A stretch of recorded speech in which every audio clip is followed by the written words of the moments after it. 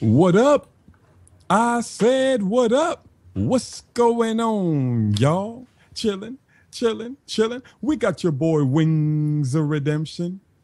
What is that, Wings? Nalgene bottle. White Boy 7th Street and Eddie the Trump. Yo, yo. What? But guess whose birthday it is today? Holy shit, boys. I heard he has two thumbs and they're both pointed at me. Oh, that guy. Happy birthday, you Jordy. Happy birthday. Happy birthday, home. Hey, woo! Now it's Jive's birthday next week, right? I know, right? It's gonna be. It's Does it- fake. Does it fall on the same day? It's fake. It's set up. 'Cause, No, I wish it was next week. That would have been perfect. That would have been like perfect. Like set up, fake. Those guys are fake. Oh you my gotta god, hesitate, that's so John. fake. You gotta hesitate. That would be like the weirdest thing to fake. Like, why would we fake that? I don't know. Yeah, people say It's all a lot of conspiracy. stuff is fake. Our mothers Did all you got see together. the did you see the video of the girl that left we didn't really bash the guy. Basher. Oh, yeah, we can talk about that. We yeah. didn't really bash him, but I want to apologize for like the community because we did say 3 years isn't that bad or whatever, and that's what happened. They said they allegedly said she was 15 and he was 18. So, it wasn't no 13 and he was 20 or 19 or whatever. It wasn't that. She was 15, he was 18. What's funny is... But- yeah, sorry, carry on. But I just wanted to talk about the chick. He basically made her. She wasn't even a YouTuber or anything. And she met him, whatever. He brought her into YouTube. She got 100K subs. They were gonna do this TV show. We all know that. Mm-hmm. And that's crazy. And they kicked him off the show basically, and then they gave her a proposition: either stay with him, or either leave him or do the show. And she left him. Ooh, we chasing them dollar bills, son. That's crazy. Woman heritage. And then you got to see the video. I don't know if y'all saw the video. It's the most pathetic, fake, terrible video that I ever seen. And she was like, I loved him. I stopped him from committing suicide. You stopped him from committing suicide, but you leave him? And in the time he needs your ass the most. You leave him now? Even if you were leaving him, you still got a fan base, and out of respect, you would have been like, you know what? I love this dude. I love him. I love him, but we got to break up. So I'm not going to do the show, and I'm going to leave you. Now, that would have been respect. Like, that would have been like, people would look at her with respect. Well, I know I probably would, but what about you guys? What you got to say about that? I'm a little long-winded here, but this kind of reminds me of the Honey Boo Boo kind of thing. I don't know if you guys ever kept up with Here Comes Honey Boo Boo. Honey Boo Boo. But Honey Boo Boo's mother, I forgot her name, but she was in love with this guy that was in jail who was actually a pedophile. And the show owners didn't like the fact that she was dating this guy who just got out of prison that was a pedophile.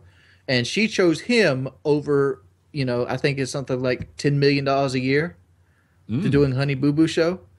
I'm like, how can this person, Mama June's her name, Mama June, how can this person make that choice and not this like 15-year-old girl?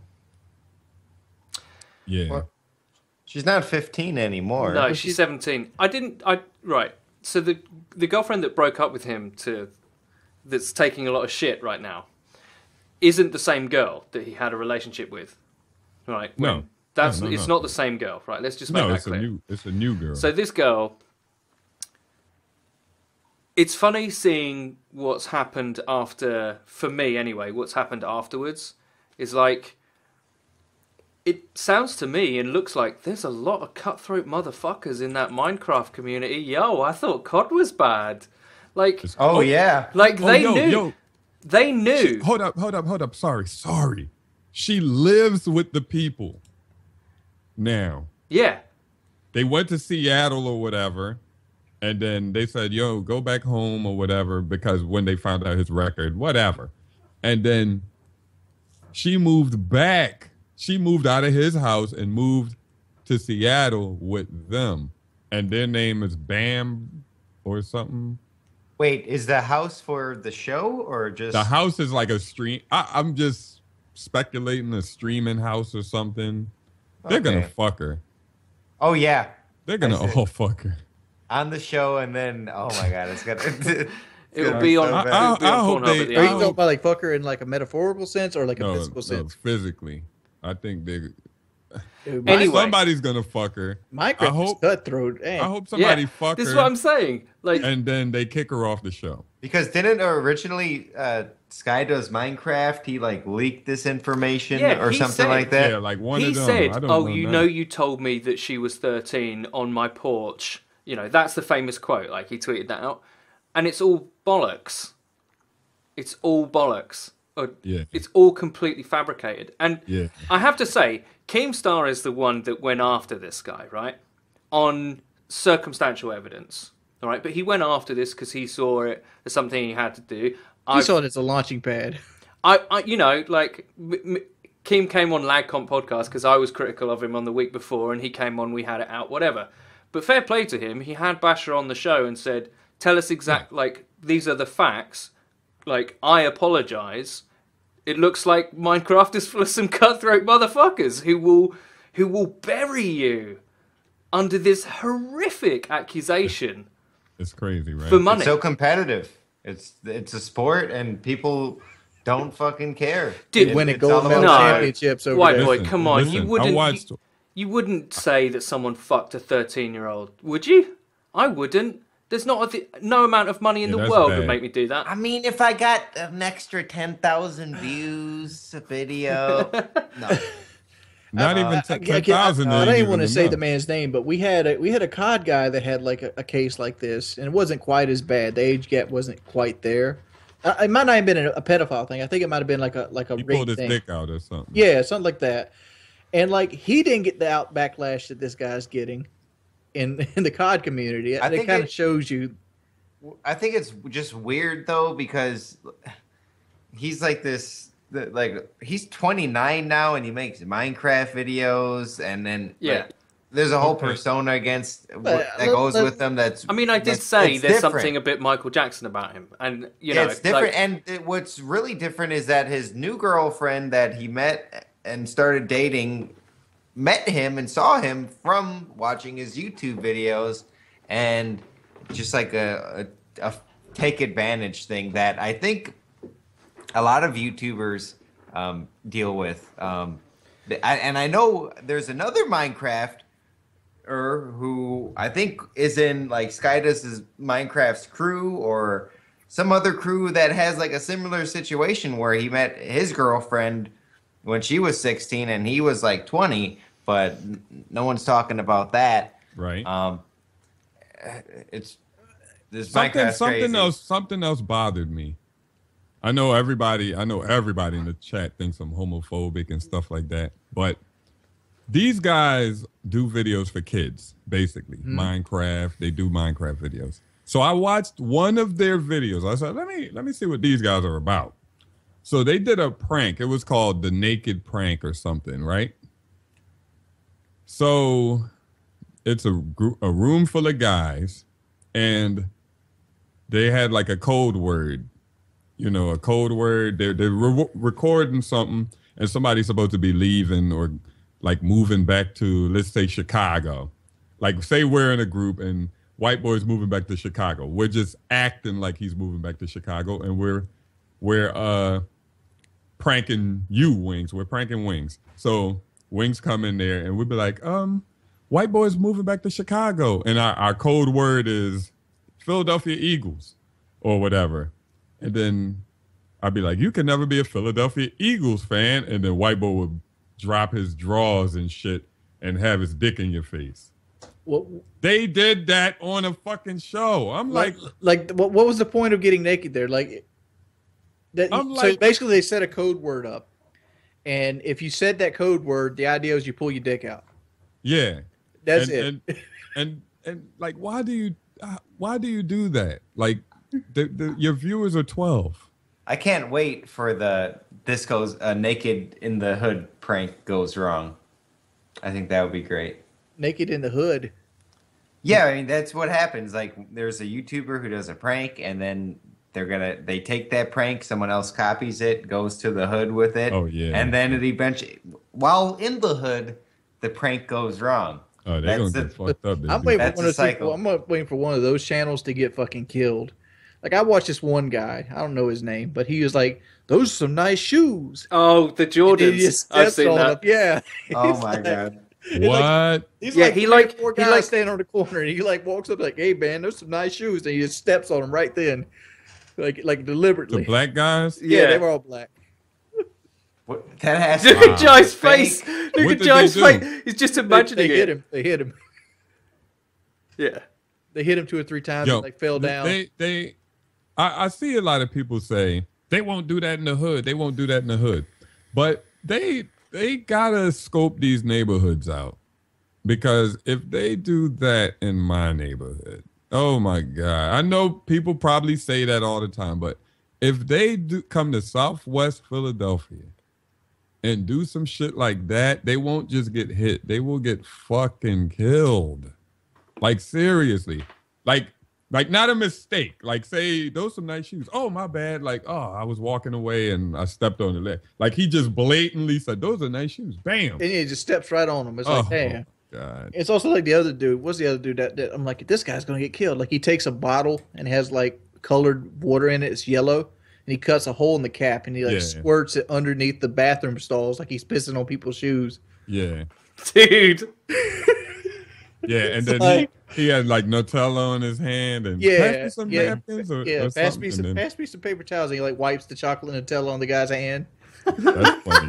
I think that's funny though. That's kind Yeah, of that is That's kind of something funny. to get your ass kicked for. Like, But you could kind of get away with that if you're like if you got your stall locked and then the guy's coming over there, you could be like, "Yo, smell your hand. It's fake. It's fake." And then he smell it. And then, The Jordans one, he'll he- probably still fuck you up, but he won't kill you. Like The guy who steps on the guy's Jordans is like he's saying while getting punched in the face, it's a prank, it's a prank, it's not Yeah. real, and the guy's just still hitting him. like how is it not real when yeah, your his foot? 'Cause they his replaced the really are shoes. scuffed.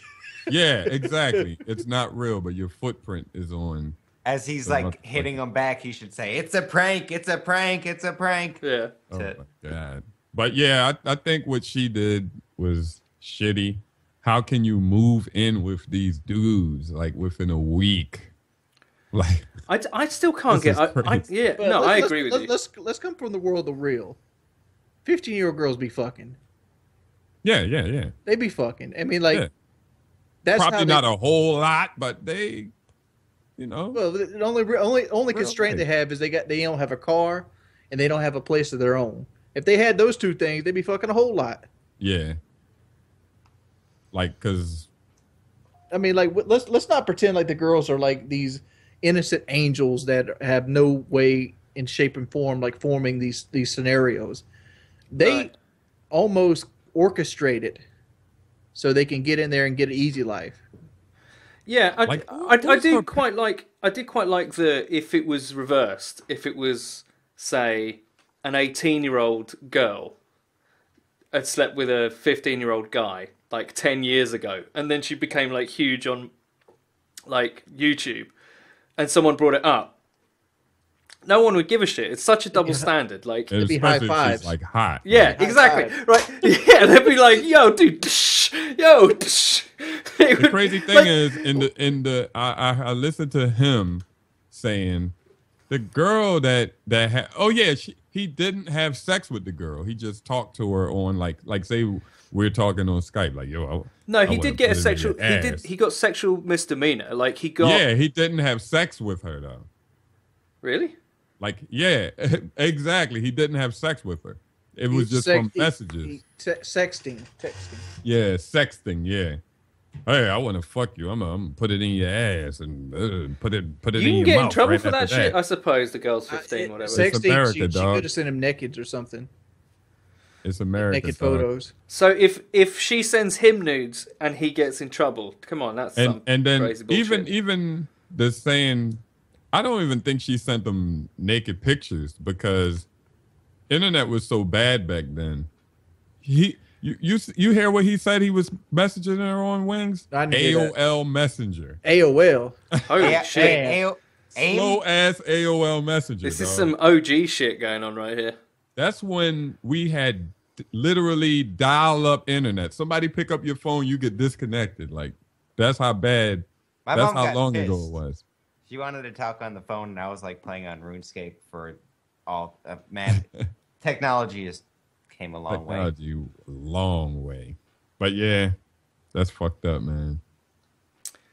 She moved in with them within a week. So you're gonna say they're gonna fuck her and then they're gonna write her out the show? This is what I want to You have. think I got a picture of this girl?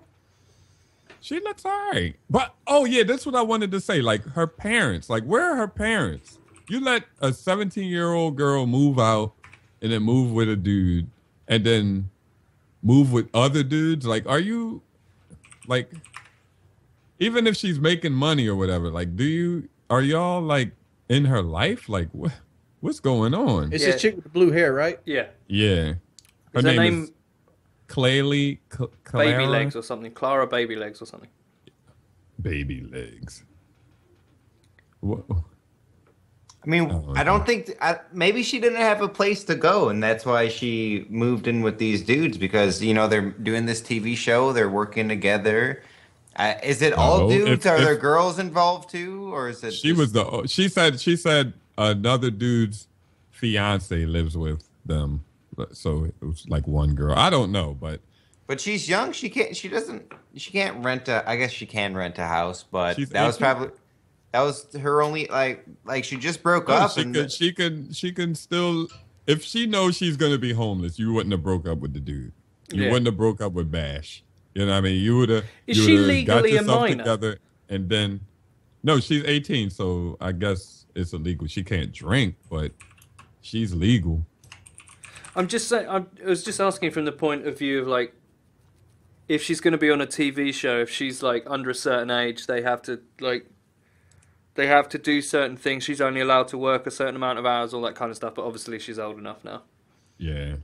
Maybe that was her only option, though. I mean, maybe not her only option, but the most convenient option. And like, I think if they're working together, why not move into the same house? Yeah. So this all came out. Wait. Was Basher gonna be in that house too? He was going to be on that show. I guess, but my main point is if she breaks up with him and is on the show and she moves in with those guys, that's obvious that she used him. She got the show. They didn't want him. He's not gonna be there, so she broke up with him and then moved in with the guys. Like, fuck it. Peace. Yeah, she did kind of ditch that ship when it started to sink pretty fast. Like say you and Kelly go somewhere. Bam. Y'all going to do a show. White boy, you smoke too much weed. She probably does the same thing, but white boy, you smoke too much weed. You out of here.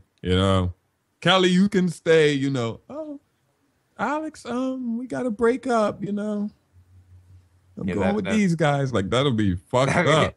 That'd be so bogus, I would feel. And not only that, imagine everyone else involved in the TV show was like, well, fucking white boy told me he wasn't smoking weed. He was actually smoking meth. And he was selling it as well. Underage meth. Yeah, underage meth. Mm-hmm. And imagine if everyone then just made stuff up about you. Like, I'm not surprised that guy freaked out in that video. Like, that would, like I said, it's one of those things that even the accusation is so potent that I wouldn't want to do that to anybody. I wouldn't. Maybe I'm just not cutthroat enough. That explains why I don't have an 8 million sub Minecraft channel. I made a video saying, take it easy on him and, blah, blah, blah. And then he made a video. I don't know. Maybe it comes from where I'm from, how I was raised, but he keeps making videos crying. Like, oh, she's not she's not a gold digger, and please leave her alone, and crying, and I'm so lonely, dude. From Jive Turkey on the podcast show, man up. You can find another woman easily. Soon as you find another woman, get a bond, she will disappear in your head. Trust me. Trust me. He said he didn't have many relationships or whatever. He was a shut-in his house. When you meet that other chick, you're going to feel that way about her. Trust me. You're right, obviously. But you got to remember that this guy's had a very different life to your upbringing and where you grew up. And he also has this thing in his life, which he says, I kind of got some sympathy for him, that he says, just what made him be a shut-in was this thing that he did years ago, like 10 years ago, and he knew it was going to come out at some point and come back to haunt him and stuff like that. To someone like that, I think self-confidence is complex. It's not as easy as whatever, I'll just move on. From what the little I know about his life, he's not had like either strong role models or he's not had people help him necessarily. He had a shitty life and then just made it big on YouTube. So in a lot of ways, when I said there's something a little Michael Jackson about him, that's kind of true, because he didn't have the guidance or the role models or any of the constructive be a man stuff that a lot of us take for granted. I wish we could get this. I'd like to point out what his latest video is promoting. Let's have a look. Hold on. Did you link it? This is his latest video on his channel. Like I was going through it and I was looking like, man, he's got some pretty good fucking comments for all this drama going around him. And like, this is what this is what he's coloring in his latest video. Okay, I'll show it on screen. It's a topless. What the hell is he making? I don't see I like that shirt though. Don't you got that shirt, Alex? No, Somebody has that. I think shirt. I have underwear like that. Well, I didn't see that. How do you know, Jack? What the fuck? Somebody has that shirt. I think Basher he was hitting on LOL Renee on Instagram or something. How old He was is hitting she? on TBNR Frag's fiance when they broke up briefly.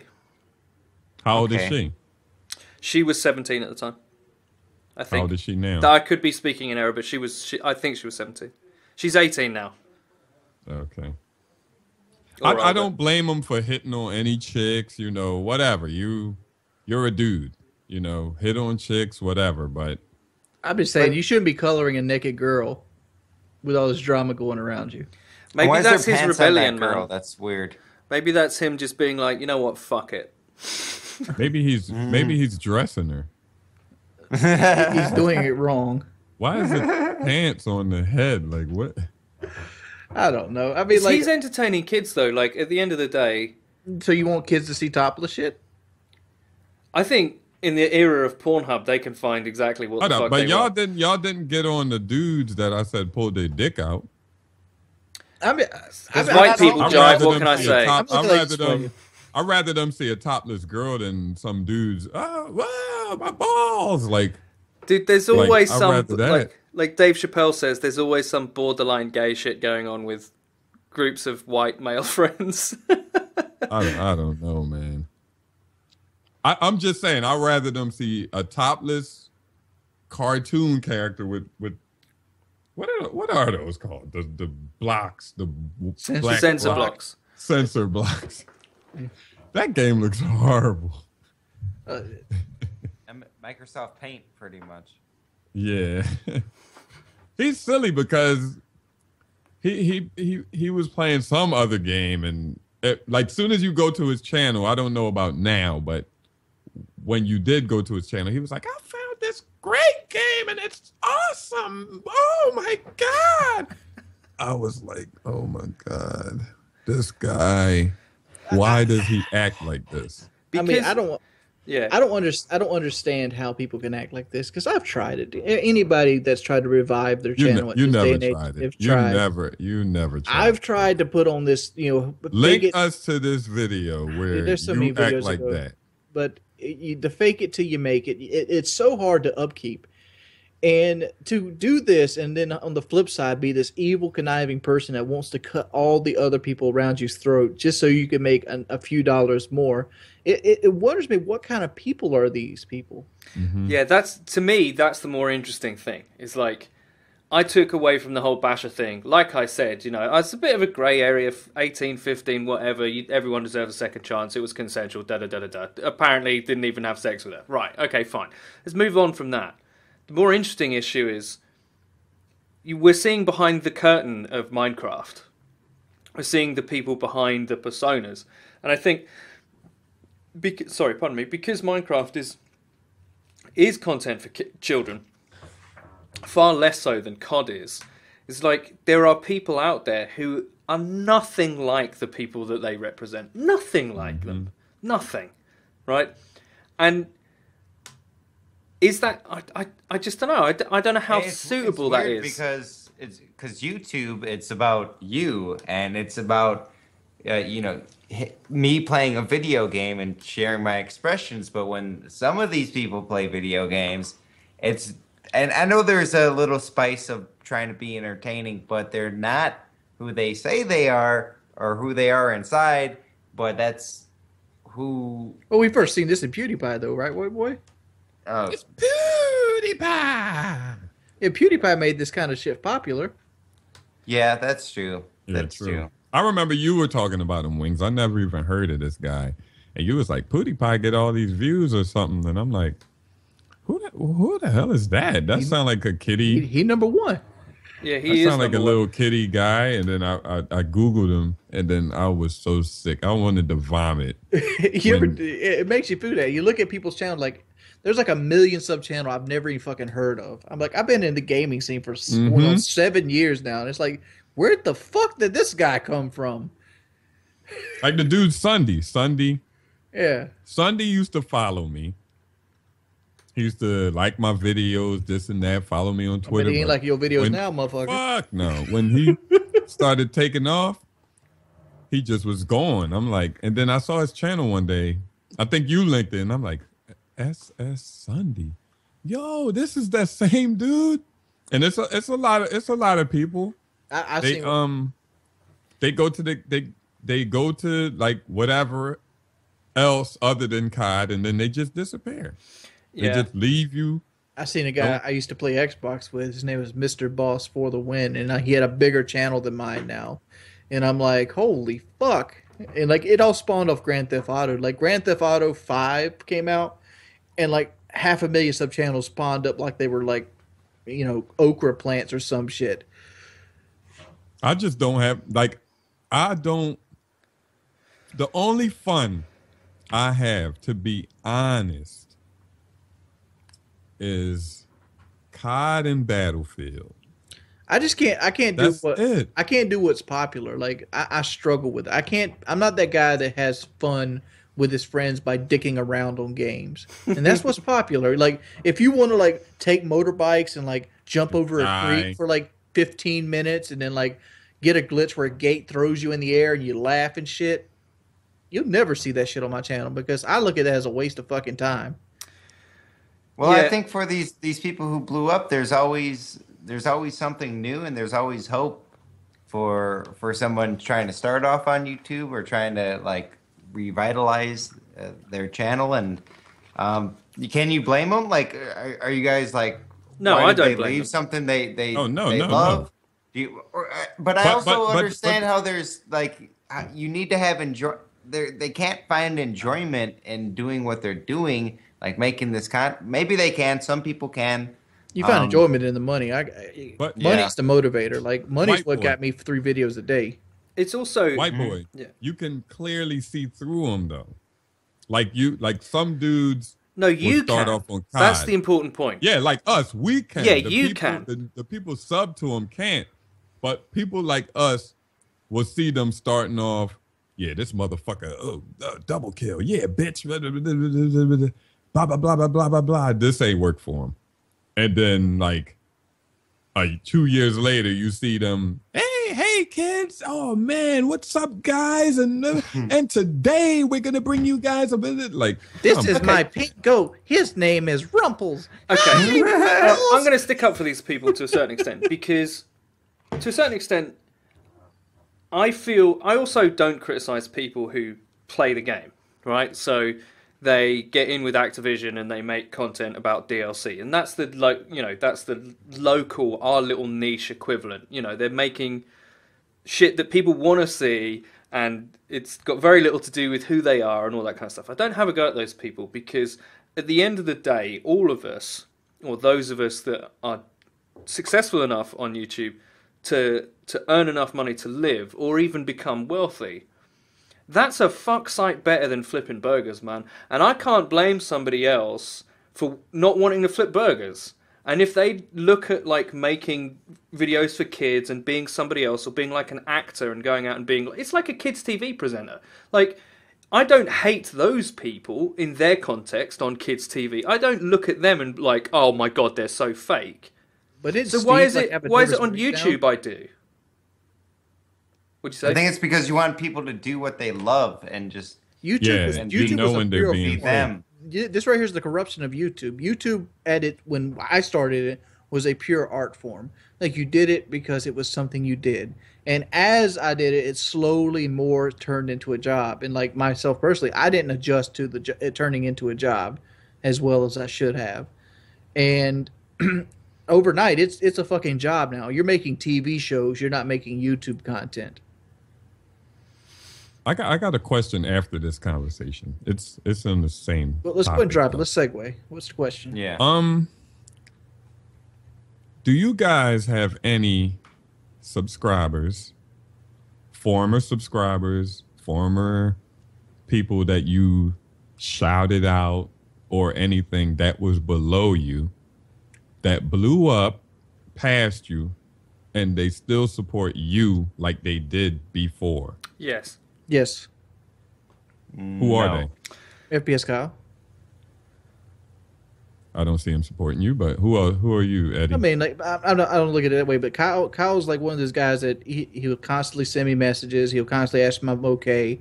I mean, I'm talking about on YouTube, like publicly. Wings is my homie. Thumb his video up. Everybody. I think Kyle and Woody would both do that. I mean, like, and they both shot past me. I wouldn't put it that way. I don't see them doing that though. You don't have to see them doing it for the yes, you do. If you follow, well, I don't follow them. I can almost guarantee you. If somebody followed them on Twitter, do they see Woody's gamer tag like Wings of Redemption's video? But they do see Woody's gamer tag like Woody's gamer tag. I look at it this way: if I went right now and like I needed a video that needed to get views and I needed it pushed, and I go, "Hey guys, can you help me with this video?" I'd have 2 likes that day. True. Yeah, that's true. I have one who passed me. The Sneeko passed me, and his videos were very. Let's just say that I inspired his content. Let's put it that way. Yeah. I mean, he does his. It's a bit unfair now because his content is uniquely his.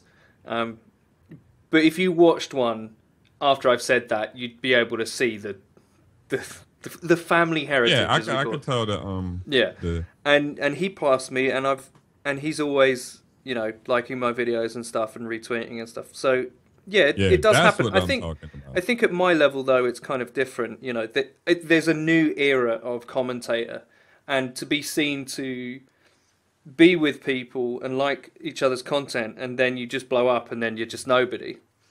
Or even if they're streaming or something, and you just pass by their stream, like, yo, what's up? And then they'd be like, oh my God, like, oh, Wings is in here. Whoa. And then they got 100,000 Twitch followers. Like, you know what I mean? They're like doing great. And they got 2,000 viewers and stuff. Like, that's great. I mean, Boogie will do that for me. Yeah. There's just people. Alex, you got anybody like that? I mean, I've always been like by myself. I never really worked with many Dan. People. The only thing I can think of is Vanos Gaming. I uploaded he made a remix. I guess he was like a fan of my content. He made a remix of my sayings, my high roller stuff, and then he blew up. But like I don't know. Yeah, then he's gone, right? Yeah, but we never talked really. Yeah, but, I mean, but we would he clearly was one of your fans. If he does that, he clearly was one of your fans. Okay. You know, I would appreciate it if he made a part 2 right now. I'm not gonna lie. Like he was able to make. I'm positive when he did that remix, White Boy 7th Street was in the description in the title in the what's that shit called when you tags. I'm sure White Boy 7th Street was in there because he wanted those views. I'm gonna say there's people with good intentions who out there steal job, but there's people that are just straight up. Like I got a couple. Like I got Mr. Golden Sports. Like this dude, like literally. Oh, that motherfucker's a backstabber. He literally, like probably to you, but he used to follow me crazy, like a fan. And then, but he still does. Like if I go to one of his like live stream and be like, yo, he'll be like, yo, that's Job Turkey. That's the guy who inspired me, this and that. He'll put my link in the chat and this and that. Go like all my videos and stuff. Like I really respect that. Why did you call him a backstabber though? I went to some guys like this is when MLD the show 2014 came out, and I was looking for other people playing the game. Mm-hmm. And I happened to jump in there and he was in the guy's chat. I don't know if it was his chat or whatever. He was in that room. Yeah. And like so he noticed me almost instantly. It's like, oh my God, he did the whole charading you with praise kind of mess. Like, oh, it's Wings of Redemption, lucky videos, blah, blah, blah. And because I didn't like acknowledge him, I kind of ignored him because I was trying to, I was asking questions to the streamer and stuff like that. He got upset. And then I basically called him. I was like, why the fuck are you getting upset, dude? Just because I don't react to you? I'm like, to me, this is normal when people notice me. And what made him a backstabber was like he took everything that we had a little confrontation. He took everything he said and went straight to DJ Keemstar with it and got on Drama Alert that fucking night. Oh, I didn't. I don't really watch those. That's sneaky. I'm too old for all this drama that was bollocks. Bad. It's like I'm looking for a motherfucker playing the game good. I'm not here to make friends. And guys like I'm bringing up guys like Chase Money, like the 2K community basically are really like that. They still support you, like Chase Money, iPod King Carter, Shakedown. Like Dan's Game is another guy who takes my criticism to heart. Like I guess Dan's Gaming followed me for a long time. He's a big guy on Twitch. Yeah, I don't know. He gets like 4,000 or 5,000 viewers on stream. And like I made a criticism of him playing Resident Evil 2, and like he like made like a monologue of 10 minutes talking about his first time playing and stuff like that. I don't know. Fuck him. Fuck him. From the podcast show, Dance Gaming, fuck you. Whoa, I don't know this guy. Dance Gaming I'm gonna get into like beefs, and I have no. We ain't get no beef. Dance Gaming from Eddie the Chump, White Boy 7th Street. I ain't mad at him, dog. He just ain't good Resident Evil 2. I ain't mad at him. That's the thing, though. Like, I think a lot of people miss. Let's talk about Geordie. Let me just talk about that example specifically. A lot of people, maybe even watching this show, will be like, I'm sure that 99% of people just don't understand how you see that. They cannot process how you look at your entertainment the way you do. Like, I know you, and I know that you like to watch people who are really good at games, and being good at games is really important to you, right? Mm-hmm. But a lot of people don't see that, and they think you're just being an asshole. But I know you're not. I look at it this way: if I'm going to watch people on Twitch, I want to watch something I can learn from. I don't want to watch you bumble along in the game and do nothing and get stuck. I could play the game myself and do that. Yeah. Go watch a girl gamer. Oh hell no! I can't watch that shit. Oh my god! My god! Well, the chick from Optic is all right. I ain't gonna lie. Like Ashley, Ashley's okay. Who's that? That's Midnight. Optic Midnight, yeah. Oh, that's her name, Ashley. Yeah, she's all right. And what's the girl name? Sniper Wolf. Yeah, those are the big ones. Like it's this chick. Her name is Fair Alley. She's pretty good too. but she's not as big. She don't show her titties and all that Isn't stuff. Avi JJ pretty good as well? Like, there's a couple of those girl Who? streamers that Avi Yeah, JJ. JJ. And there's like 90% of those girl What's- gamers that fucking suck ass. Oh, yeah. But she's actually Oh, good at the game. definitely. There are a few that are really good at the What game. you say for JJ? What's her name? Ava JJ, I think. I can't remember. I would like Can't to remember point her this out. I would like to point this out. I've been playing Xbox Live since Xbox Live almost existed. Well, online. Let's say I've been playing online for a long time. What is it? 9, 10 years? Mm-hmm. I can honestly say I've met maybe 10 girls online. But how? There's more than 10 Twitch streamers that are girls. That Yeah, has where to be are a they, conspiracy. Yeah, it's like There's What's a lot that of girl girl's gamers. name? I met They this just one don't talk. girl. They don't talk on the mics, I think, because they just get sexually harassed. Yeah. Wings. This one girl whipped my ass. Oh my god, what's her name? She's my friend on 360. Damn, this would have been the perfect time to give her a shout out. She whipped my ass when her name. I can't think of her name. It doesn't matter. Dog what her in name- COD, it was in Modern Warfare 3. She whipped my ass like 3 times straight, and I'm like, say something, talk, and then it was a chick, and I'm like, wow, this girl's good. Then I Googled her, like I typed her name in, like her gamer tag, and it came up. She was like not a pro player, but she was like one of them trying to be Esports pro girls. players, esport, but she wasn't an e girl or whatever you call it. You But- know what's funny is when you go look up people's like they have like their YouTube and like their like It's avatar, so good. and then you look their shit up and they got like 120 subscribers. Yeah, Damn, yeah. put on them wings. I'm just That's saying they're crazy. advertising through Black Ops 2 about their Black Ops 2 channel on YouTube. That's how you do it. That's how I started off. I swear I would every time I got a nuke. That's me and you. We started Yeah. when we first played.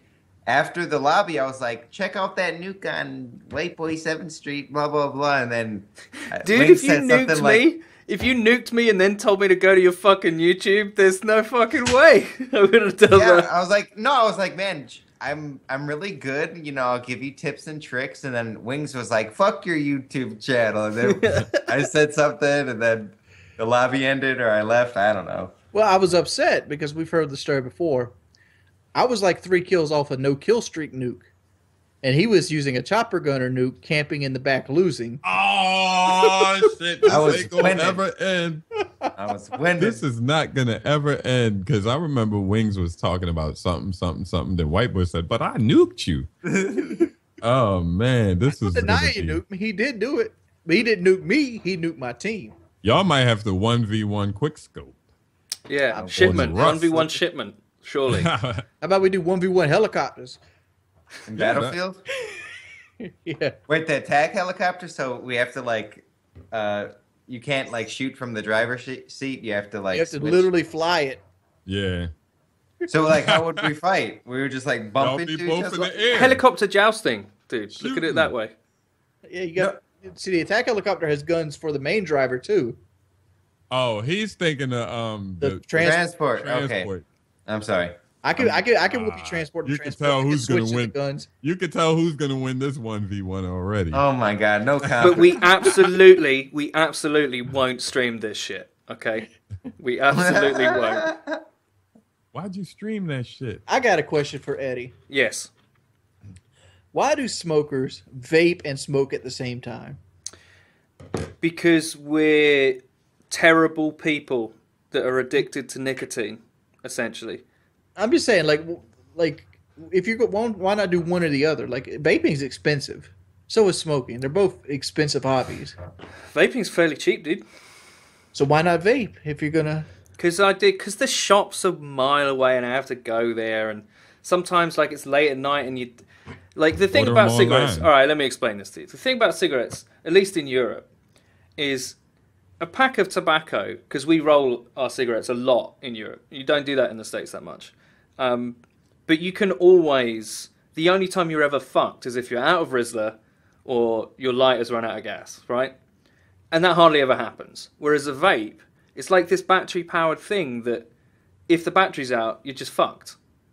And because I live with 2 other guys, right, in a flat share, if they both smoke, So if my vape runs out, I'll be like, fuck it, I'll have a cigarette until I go to the shop tomorrow, whatever.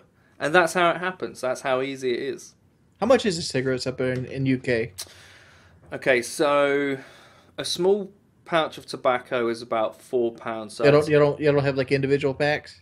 Like you yeah, can't we buy do. them? All right, okay. So a 20 pack of Marlboros is probably, I think it's about £7 now. So that's about what, $10? $10. So you got New York pricing. Yeah. Well, there's a huge tax on it. There's a huge tax on it because It's crazy. Like I remember, I don't know, when I was young, my mom would get cigarettes. They're like $2. They're like quadrupled in price. Oh, it's crazy now. I saw $10. I said, wow. I think in New York I saw $10, man. It's like $8 right now in Philly. Yeah, and where I come from, when I was growing up in high school, Newports used to be what everybody wanted. Mm-hmm. And those were $5 when I was in high school, and that was like early 2000s. That's probably when most people listening to us was born. Yeah, Isn't it weird? You see like Twitter accounts with like 99 at the end of their name, and you know they were born in 1999. Yeah. I just remember those people being so young. Dude, it freaks me out when people aren't born in the 80s. Like that freaks me out. Because back then, that's when like when AOL was out. That's when everybody's name was Tamika Heart 1986. Like you'd be like, oh, she was born in 86. Like now people writing 2001. I wonder what it looks like for like a young person. Like say you're 14 right now and you hear somebody's born in the 80s. Do you just look at them like they're ancient? Yeah. Yeah, they do. Well, yeah, they do. Yeah, I'm Like- fairly sure that. You know what's crazy is right, Because when you think of the 80s, you think about bad hairstyles and cheesy square cars. like I was at the cutting height of fashion, you know, at 3 or whatever, you know. But I tell you what's weird is I have fans that are like 14. That blows my fucking mind. That like I'm more than double their age. That's crazy. There are people that watch my stuff that are that young. I'm like, That what? wasn't a twinkle in their daddy's eye when you were That's first jerking your crazy. dick. That's crazy. When I They went come to to the, my stream and they talk to me and they're like, "Oh, Eddie, I liked it when you said this. I liked it when you said that." I'm like, "Dude, you're not like great, but you're barely alive."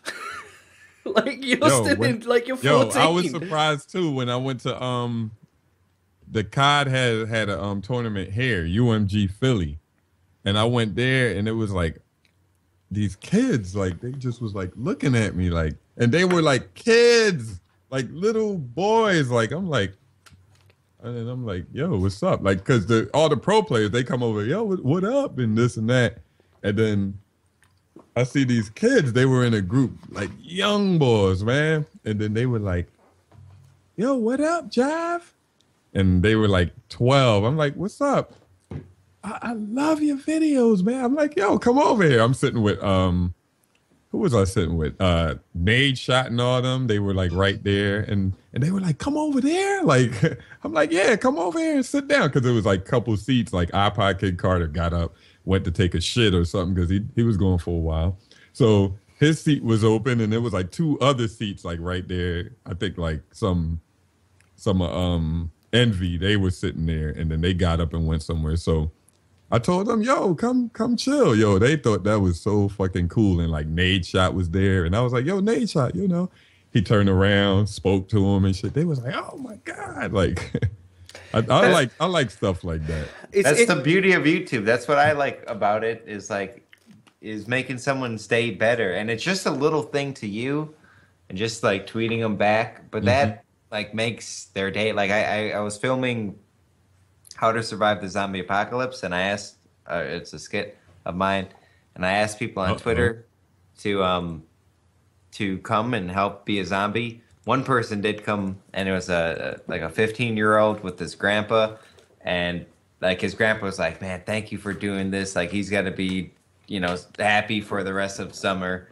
And that's what's up, man. And yeah, you could just tell he was happy being a zombie, and he was doing me a favor, like coming out of his way. That's what's like, up, man. And that's awesome. That's what I like about YouTube. And you can use this influence that we have and change the world. And like just by doing this podcast, people who are younger are listening and they're learning from us, and they're being like they're taking some of our ideas, and we're changing the world right now. You forgot his name, didn't you? No, I did not. His name is Mike. Nick, it's Nick. I guarantee you it's Nick. I'm following him on Twitter. You got to give him a shout out. I know it's Nick. Nick, good looking, homie. But like Nick is almost 18 now, right? No, Nick is 15. It was today. No, last weekend I filmed this. Oh. I just filmed a new one. It was I think you did this in like 2010. No, I just did it. It was fun. It was not to burst that bubble or anything, but there is something that I think a lot of people don't realize about their idols on YouTube. Like this, what I experience is nowhere in the same scale that I'm sure Wings and White Boy experience it, and even Jive. You're probably bigger than me. I get no interaction anymore. I get a lot of people, because of the things I talk about, I get a lot of people wanting to talk to me about things like mental health and depression and being bullied or drug abuse or anything that I've spoken about. Weight loss. Whatever, right? And they all want to talk to me because they watch a video where I talk about it, and I talk about it with sensitivity or something like that. And then, because they're young, their first port of call is me, right? And I'm always like, no. Like, if you're suffering from any of these things, don't look to an entertainer to solve these problems. Like, you should seek actual help. Like, I can't help you. Like, I get that so much that I couldn't possibly, even if I wanted to, help all these people. Like, you're looking at it the wrong way, Eddie. How should I look at it? They're not looking at you as an entertainer. Most of these people are looking at you as a male figure that's older, that they can relate to. I mean, for a lot of people, you are the male figure in their lives. They could have single mothers, they could be from a torn household, and like you're a strong male figure with a opinion that they value, so that's why they come to you. They don't come to you because they want a psychiatrist. They come to you because they feel like you've dealt with life enough and you articulate yourself well enough that you could share insight with them. And it's easy for people to contact you over the internet. They would have a better bond with you than a therapist, because with you they relate to. A therapist they don't. I have the same trouble when I with personal trainers. Is when I go to a personal trainer, it's usually a guy that's been in great shape all his life. He doesn't know what being humpy or down feels like. Yeah. He doesn't understand fat. He understands what makes you not fat, but he doesn't understand what it's like to be fat. And like you, on the other hand, have insight that a therapist might not. That's why they come to you. I think I always feel that the only there's not much grey area as far as I'm concerned. If you're in the public eye and you're trying to be entertaining, that's your job, right? But if you do talk about the things that I've chosen to speak about, I think that it's your responsibility to say, look, don't look for answers here. Look for them in these places. And maybe they just need to reach out to somebody. What about professionals? What about professionals that fuck people up? Like, God, what was that one transgender person that stepped out in front of a semi truck because her parents took him/her to a psychiatrist that was heavily Christian, and he basically told her that it was not okay that he wanted to be a girl, that he was making wrong choices, and he was making his parents feel bad because of it. And that right there pushed him over the edge, and he killed himself over. Why would his parents take her to that? Because their parents are, heavily Christian. They didn't like gay. Oh, they wanted him to not be gay. Right. They wanted him not to dress like a girl and be gay and like guys. So they took him to a therapist to try to get him away from that, and the therapist drove him to kill himself. That's okay, all right. I have to kind of not to be rude, and YouTube comment sections beware. I'm not shitting on America or hating America here, but in Europe, someone with religious training You just wouldn't find that, really. You wouldn't find someone being a psychiatrist or a psychotherapist with that kind of. It just wouldn't happen. Like, they wouldn't be like, "Don't be gay." Like that. Like, that is kind of something that's uniquely American. So, to me, Almost I'm like, Camp Jesus. yeah, well, yeah, all that, or just all that kind of stuff. You know, like that, like ministries taking charge of like gay orientation camps and all that kind of stuff. Whatever. That doesn't really happen here. Or if it does, it's really, really small. Whereas I think in America... What he's trying to say is his opinion is skewed because he's not familiar with the idea that there might be bad professionals. Yeah, essentially, is what I'm saying. Yeah.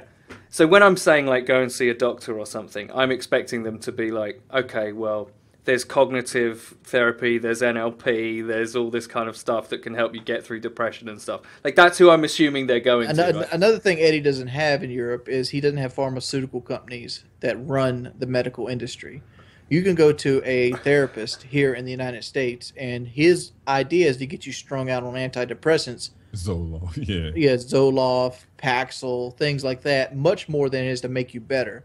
He wants you to become dependent on these drugs so you can get a kickback from pharmaceutical companies.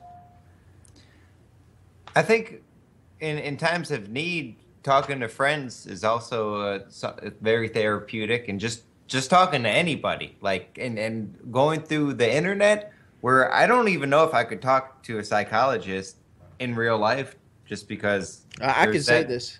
I've been to psychologists during high school, after high school. I went to Welcome on Mental Health, things like that, because I've always been a manic depressant. I was on Paxil for the longest time. And like, I'm going to say this, Eddie's videos have been more helpful than 3 or 4 different psychiatrists I've been to that are professionally trained. Well, that's obviously very humbling for you to say that, but it's this is what I'm talking about. Like, that's kind of worrying to me. Like that, I appreciate. Maybe you should have been a professional. I appreciate that what I have said. Why does it worry you? Because that you have power? Yeah, just that people... Someone asked me this question the other day. They were like, why did you name yourself Eddie the Champ and not Eddie the Champ, for example? Someone actually asked me that in a stream, and I was like, well... And you asked me this on the podcast show. How did you come up with that name? And I gave them the same answer that I gave you, to just cut out time, so I'm not telling the story twice. And they didn't understand that I didn't want necessarily to always feel like I'm utterly fantastic, right? That's a joke that I do. I say, I'm fucking amazing, right? That's a joke because people that are like that are mostly dickheads, right? You ever meet these people who walk around like, I'm fucking amazing? You're privileged to spend your time with me. Like, that level of pretension really irritates me. So I didn't want any of that at all. And I was aware that if you became successful, you know, for basically having an opinion, right? On YouTube, you make gameplay videos or you do whatever, and it's your opinion, it's you that becomes famous, right? That's why we're all in the scene and we like it and we watch who we watch. And I was aware that if I became popular, I would start believing my own bullshit too much, and that's why that sort of shit worries me, because I'm like, you need to be responsible and say, whether anything that I say or not has genuine insight to it is kind of irrelevant. If you're talking about something that is dealing with mental health or serious issues like drug abuse or depression or anything like that, you should consult a professional. And I kind of understand your point where you're like, well, you're just a role model in their life and you're the first port of call. They can relate to you much easier than they can a psychologist. That's kind of scary or whatever. But I really want to tell people, you should consult those people. Like, if you have these problems, it's fair enough you can reach out to me, but I can't really help you. Like, I'm not trained. I'm not trained for this. I think that's more help than you think it would be, just telling them to go seek professional help, because they probably don't know what to do, they're scared to do it. And maybe that little bit of encouragement just to go, see a professional will go a long way to them. And I think you're not giving it its proper value just to say those few words. Like, that's probably like, go see a professional. What? That's really good advice too. And people, I don't know, like, some people are scared to see psychologists, and maybe they just need a little bit of encouragement. Yeah. I suppose to take it away from, let's separate me from this issue. The main issue for me is, and I'm going to tie this back to Basher and Minecraft, is that I see people who are being idolized and have tremendous influence on young people and old people. You know, fame and wealth makes you very attractive to people, makes you very powerful in their lives. Like, we all look at, well, not all of us, but a lot of us look at celebrity culture and we idolize either Kim Kardashian or whoever or whatever, Honey Boo Boo, it doesn't matter. You know, if they're on TV and they're what's hot right now, we give them power. And I look at that as that process, me giving you power because you're famous and you have influence, that's dangerous. And it's much better for people to look at things for themselves. I think what's really dangerous, though, Eddie, is I think what you should be guiding them more toward the professionals is to be smart with the choices of the people they actually follow. People like Bashir Universe or whatever his name is, he's obviously has mental issues. He has mental issues that are deep-seated and rooted in that are going to be there most of his life. And for somebody like that to give like credible advice, it can happen. I mean, like I feel like I feel like myself. I feel like I can give pretty good advice on certain subjects, mainly vehicles and stuff. But like I wouldn't, trucks, yeah. But I wouldn't be like the guy to go to be able to get off depression because I couldn't help you. I'd be like, I'd more relate to you than anything else. And you got to pick who you follow in that kind of way. And I just don't see professionals as like you do. Because I see professionals for what they are. If I go see a psychiatrist, it's a guy who paid a lot of money to sit into a class of like 60 people and listen to a lecture and scored high enough on a preordained test to get a license. That's what I see. I don't see a person that I'm going to connect to. I don't see a person that's going to, help me. I don't even see a person that might generally care for me. Yeah, like when you said the Christian guy was the psychiatrist. Like, you don't take him to that person for that subject. Like, maybe he could have helped him out for something else, but not from, he's having problems, he's gay, and he get teased a lot because he's gay or whatever. You don't take him to a Republican Christian. Like, you don't do that. You just take him to somebody. I thought the word Christian meant Republican. Else, like, nah, it doesn't. No, it didn't. Maybe in the South it does. I've never met a Christian Democrat. I don't think I have. You probably, you have. You just don't know it. Yeah, that too. It's a lot of them. Yeah. A whole bunch. Probably more. So, guys, let's get off the heavy stuff. Let's talk about Twitch TV. We talked about Twitch, didn't we? Versus MLG. We were talking about people, in Twitch. But I wanted to talk about Eddie. Congratulations. Eddie the Chump is now partnered on Twitch. Thank you, boys. And I wanted to talk about the promotion Twitch gives you. Like, promotion, like, you're going to see it. You're partnered now, and then they give you like an email. What I remember, I think they give you an email, this and that. When you're partnered, you can do this and that. But I don't think it really helps anything. Like, it doesn't help anything. I find if you run commercials, it hurts you.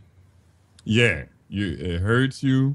It hurts you more. And they can implement something for ad block users. Like MLG does it. If you're using ad block, and you want to watch White Boy and you're using ad block, you just can't.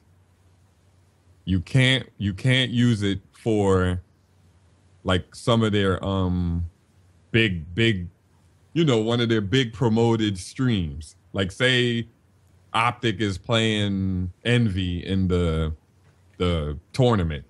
Like, they would be like, a message would be on the screen. Oh, whoops, maybe you're using ad block. Disable it for MLG, not disable ad block, but disable it for MLG, and then you can watch the show.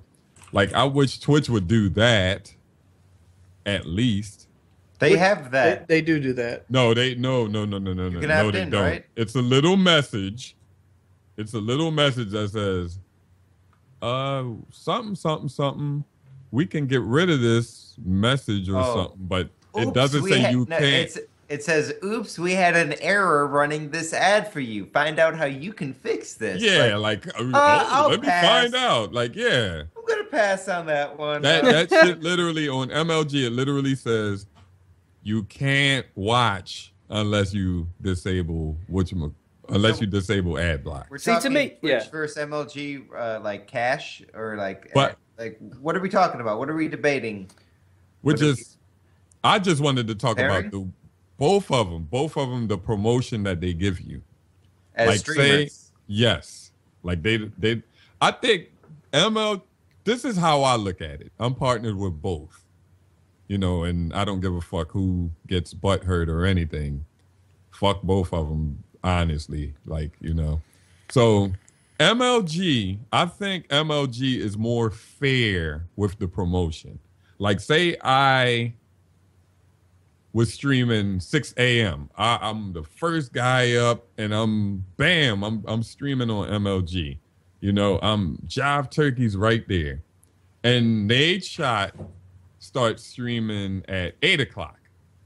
I will be ahead of Nade Shot for like at least another hour or something, because I was streaming before Nade Shot. Like, I was that primary streamer. Like on Twitch, if whoever if Wings is streaming, right, and then like who's a big streamer on Twitch? Dan's game. That And Dan's gaming, the motherfucking Dan. He starts streaming the same game as Wings. He will pass Wings, and then he'll probably be like on front page. Like, you know what I mean? Like, what? Like, they It's don't. done by concurrent viewers. It's not done by actual like promotion. Yeah, exactly. They don't even help promote. I never saw a guy. I never saw a guy with like just a regular guy.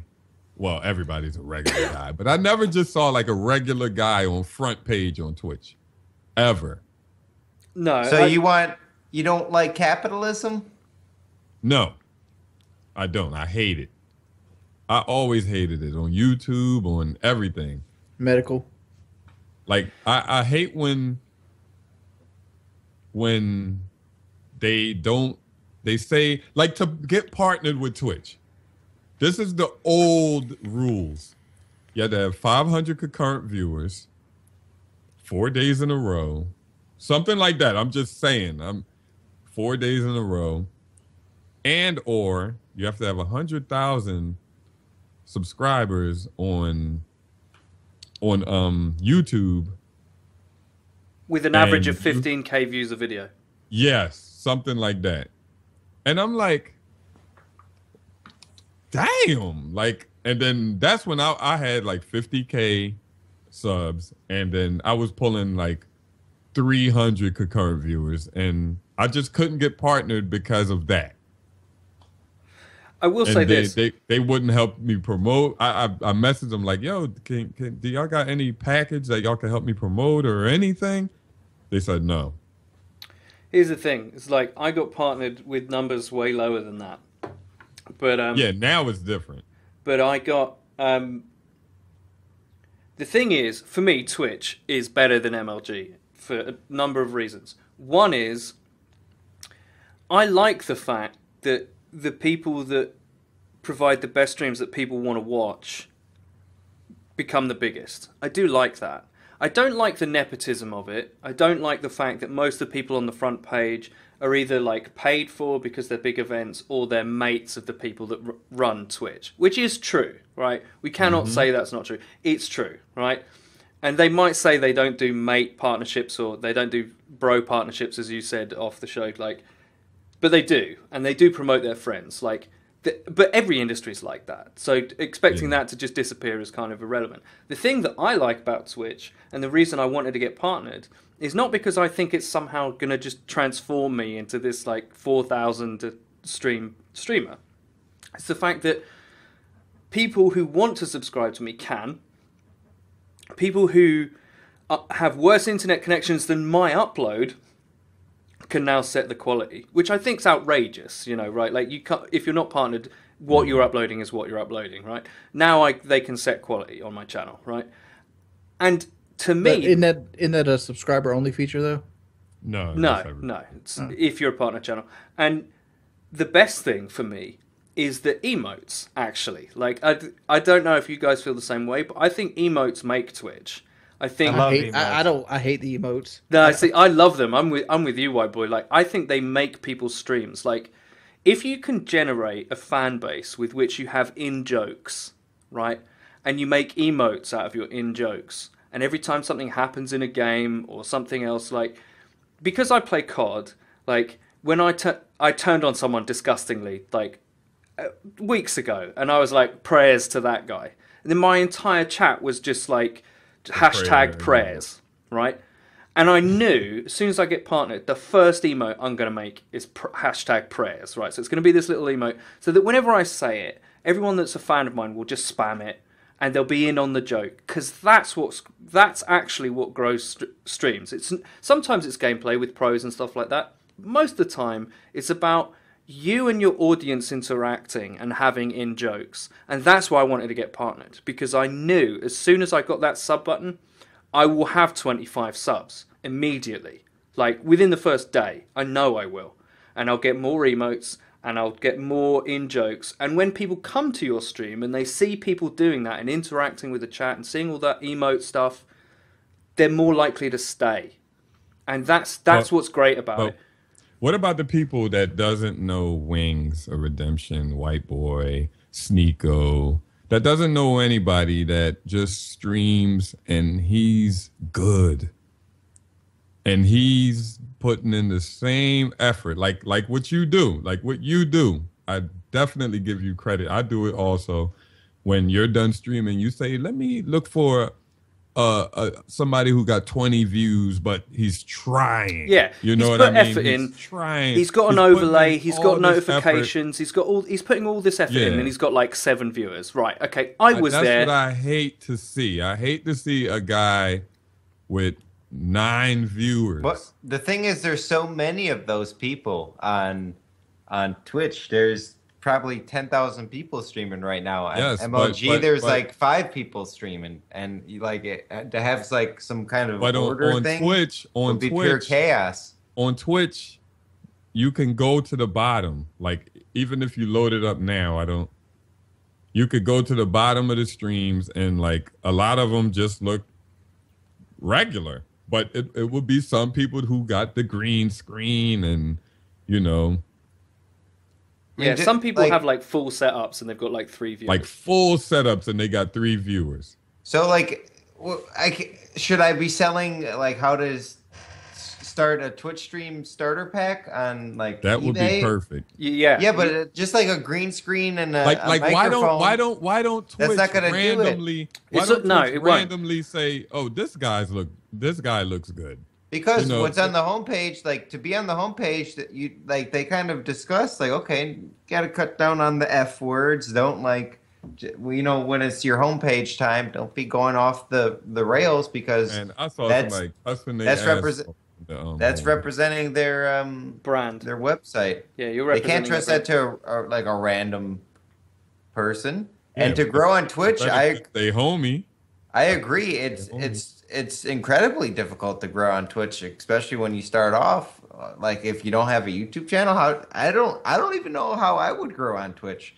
No, honestly, a lot of the big Twitch guys, like, you go to their YouTube, they got 8,000 subs. Yes. Yeah, that's because they're consistent. They spend a lot of time on Twitch, and that's what people starting off have to do. They have to put in the hours. They have to grind their way up, and like that's what everybody did to get to the point where they're at. Everybody started somewhere. I think it's also, let's just be perfectly honest. Not everyone is suited to being a Twitch entertainer. Like, a lot of people said that about me. They were like, I love your videos, but they're scripted, right? And they're cut. I don't know how you're going to... A lot of people said that about me being on a podcast. They said that way back in the day when Wings first ever heard my name when I was recommended as a guest for PKA on the subreddit, right? And people used to say back then, great videos, but I doubt he'd be able to do that live. And I'm like, it's a different thing. Not everyone's cut out to be a streamer. I honestly believe that. Like, you have to be entertaining for one purpose or another. Either you have to be fucking sick at the game. In the COD context, let's take someone like Pwn Stars or the Marker J, right? Those two guys, when they stream COD, they still get good numbers, and they're fucking amazing at the game. But they don't really interact with chat that much, and people are there to watch the game. Whereas there are people like Lyric, who people are just there to talk to Lyric, right? He could have fucking... You know, the joke is in my stream... You could play tic-tac-toe. Yeah, you could play fucking Minesweeper. I did play Minesweeper on stream. I don't even know these people. Lyric has got like 30,000 views. You don't know Lyric? Stream. Nah. Yeah, he's like the biggest Twitch streamer consistently. He's fucking terrible at every game he plays. But they don't care. They don't care. This is my point. It's like... every game I've seen play, he sucked ass at. I mean, like, I could beat him with like 5 minutes of practice. But that's what you're looking for, Geordie. You look for someone being amazing at a game, whereas there are a lot of people who are looking for that interaction, community, and a friend, essentially. Like I said about PewDiePie. I don't understand it. Like, motherfuckers just want somebody to talk to? Is that it? Pretty much, yeah. They want to feel part of something. Are you that lonely? But it's the same reason why people join fan clubs of bands. They want to feel part of something. They want to be part of something that's bigger. That is a shared point of reference for everybody who's involved. Oh yeah, I watch Lyric. Oh, do you watch Lyric? I watch White Boy. Yeah, I watch White Boy too. It's funny when he did this and this, you know, this little in joke that if you had two fans of White Boy in here, they probably say an in joke that White Boy says, like a saying of his. Mm-hmm. You know, and that's what they're there for. They're not there for him playing H1Z1. Well, they are sometimes because the game's funny, but like they're not there to see this is how you absolutely play H1Z1, the 100% most competitive tips. Way you can. Like, it's a different audience, and that friendship audience is way bigger than everything else. It's huge because you're not sweating to do good all the damn time and shit. It's a funny thing. Like, I stream COD, right? I don't know if any of you you have streamed COD. This one of the hardest things I've ever had to do is read a chat, announce followers and donations, and play a game with hardly any games out. It's fucking impossible. Followers? Oh my goodness. I don't do followers. Hell no. I do it. I get like 200 followers a stream. I do it. Yeah. And when you announce, you get 200 followers a stream. I bet you if you announce them, you'll get 500 followers a stream. Yeah. I bet you any amount of money. I look at followers as worthless because they never show fucking back up. I got 32,000 emails that go out and like 450 show up. Yeah, but one of them could show up. It's always good to have them. Like just having a little pop-up, like something subtle. I had it back on my stream. Like a new follower would pop up left corner, a little message. And like on other people's stream, I would just click the follow button just to see just to interact, just to see that I did something. Yeah, but then you unfollow something right away? No, I don't unfollow them. At least not right away. I mean, I'll give them a chance. Give them like 15 minutes. Give them a chance, and but you also got to be consistent, Wings. You said you didn't have a schedule. Oh man, like me when I stream, I know I don't have a schedule. You know, I know I'm random as fuck. Like somebody was like, "You ain't never get DDoS job." I'm like, man, I don't even know when I'm a stream. Like to be honest, I'm just saying, but because Twitch is hard as fuck to do because they want you to go in there and be like, "Hey, how you doing? What you do? Oh man, this is so good. Like we're gonna play good today. We're gonna get in the helicopter and we're gonna ride." I can't keep that up more than an hour. And no, they I have just to want be in you that to mindset. talk to them. Yeah, that's what they want. A lot of the time, They just want you to chat and like just talk, like have a discussion. I don't talk to people. Hell, I don't even talk to you guys. You're talking to us right now. I don't even talk to you guys. I mean, like, honestly, do I talk to you guys throughout the week? Sometimes, a little bit here and there. I mean, we're not always talking to each other. We're just. I'm just saying, like, I But you had like I had a guy that football, lived don't in you, my Vince? house for like 2 months. Like he was homeless. He lived in my house. I didn't talk to his ass. I, don't you like talking to people though? I don't. I don't. I thought you do. It seems like you enjoy it. You I think he don't? enjoys talking to us, but I enjoy talking to people on like a Of course, scheduled thing. us. But we're He awesome. talks so damn much. I would think he loved talking. God damn. he's saving it up though. That's the thing. It's like Wing's not talking to anybody throughout the week, and then comes on here with like Oh, three maybe other that- people that maybe that's what he it is. actually likes, and he's like, right, all these I things. like a Wings? lot of the people on my Twitch too. I mean, it's just something that requires a lot of energy, Yeah, it does. and like I don't want to go in there and be like, "How you guys doing today?" I'm feeling kind of down. I don't know what to play. Don't stream that day then. That Oh, yeah. why you fuck ain't streaming 7 days? Like today, for example, the day is my birthday, and like I had a thought. I'm like, I could probably make a lot of donations today if I streamed on my birthday, but at the same time, I'm like, that would be dishonest, and that would be using people. So I decided not to stream, and I'd much rather people donate because they wanted to donate, not because of my mother got pregnant this time in 1986. Yeah, but you can't be responsible for that. Like you can't. Like it was my birthday last week, and I fucking streamed. But it wasn't just because it was my birthday. It was just I've streamed every day at the same time, weekday, for 3 hours. People know when I'm going to stream. They know when I'm going to turn up. And one of those days was my birthday. These people that are fans of mine, who will never understand how grateful I am for them doing this. I say specifically, you don't need to donate.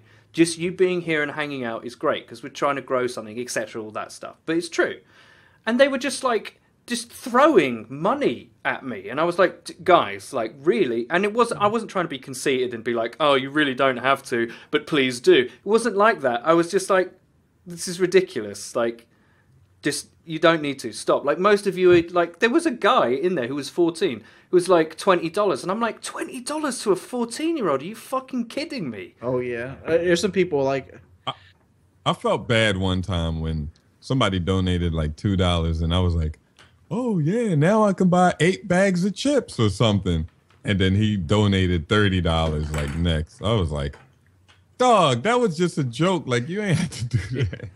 Buy yourself a steak dinner. Yeah, like motherfucker. Bam. I agree with Wings though. Like having a schedule, but then also like having days where you don't want to stream is like conflicts. I didn't stream Saturday and Sunday. Saturday I was filming the skit, and Sunday I was exhausted from it. another thing about me with Twitch is like I want to play a game I'm good at, and I want people to be interested in the game I'm playing because I'm proud of my ability to game. I am. I'm an ex-cal. I'm good at any game I play. I always wondered that about like you hold that being good at gaming to like a really high standard. What is that like? You grew up? That's how I made friends growing up. Okay. Like that's what I was known as. Like in my gamer group, I was the guy that beat games for people. Like if you was having trouble with a game, you bring Jordy over, and that's how I made friends growing up in high school and things like that. And it's like, it's just what it was my calling card. It's kind of like you ever see guys that have no game, like on the dating scene, and the way they make game is like give women their paychecks. Yeah. I mean, like it's kind of like that, but with video games. I made friends because I was good at video games. And like my YouTube channel was a success because I was good at Call of Duty. Mm-hmm. I never looked at Call of Duty as an entertainer. When I started my YouTube channel, it was strictly to teach people how to play the game better. Yeah. Like every one of my videos. I would say, though, It's sad that our subs love Call of Duty. Like they will, like if you post a Call of Duty video, them likes like bam, bam, bam, bam, bam. But we just don't want to. Advanced Warfare is fucking terrible, dude. Oh my It's lord. oh, Jordy, Eddie, I meant to say, I posted a video today. My first time, hadn't posted in a week because I was sorting out my streaming, and streaming's tiring, and I did it during the day, and I never got around to making a video, even though I only make 3 videos a week. But I made a video today, and it's got ghost gameplay, especially for you. especially for you, because you said, I don't watch him if it's not Ghost. So I was like, all right, okay, I'll put Ghost gameplay on it. So yeah. Well, I'm just saying, like, I don't like Advanced Warfare. Like, I don't like it as a game. Yeah, I know. It's a terrible fucking game. And I understand you were like, oh, PC Master Race, but I don't play it on PC Master Race. I play it on PS4 console. And like, it is fucking terrible. It is a terrible experience. And that's how you know the game sucks, because it runs better on PC. Yeah, like COD does not run better on PC. I'm sorry.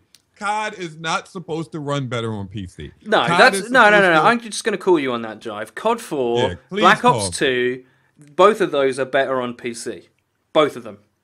But they're made for Xbox. But they run better on Xbox 360. This is the thing that confuses me. Like the game runs better. This is the thing that confuses me. When they say PC, the PC versions have been ports, let me explain something to you.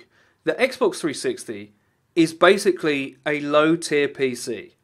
That's how its architecture works. So when they're building the game, they're building it on PC. And they scale it down for the console version and make it run. Still run better on every COD. Run better on console except that one, and I never played that one. They do with the PC versions. The reason why the ports suck is because they build the game in the PC architecture to run on a specific hardware set, which is the console, right?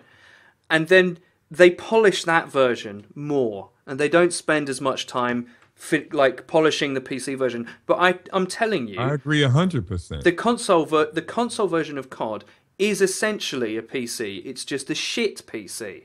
Like people, and that's the same with the next generation consoles, because it didn't used to be that way with the PS3, because it had like the shell processor and all this kind of weird shit. But now both consoles are essentially very specific PC hardware sets, and every game that's developed for them is a PC game. It's just that the developer doesn't then polish. Like, they could release Halo 5 on PC, and it would be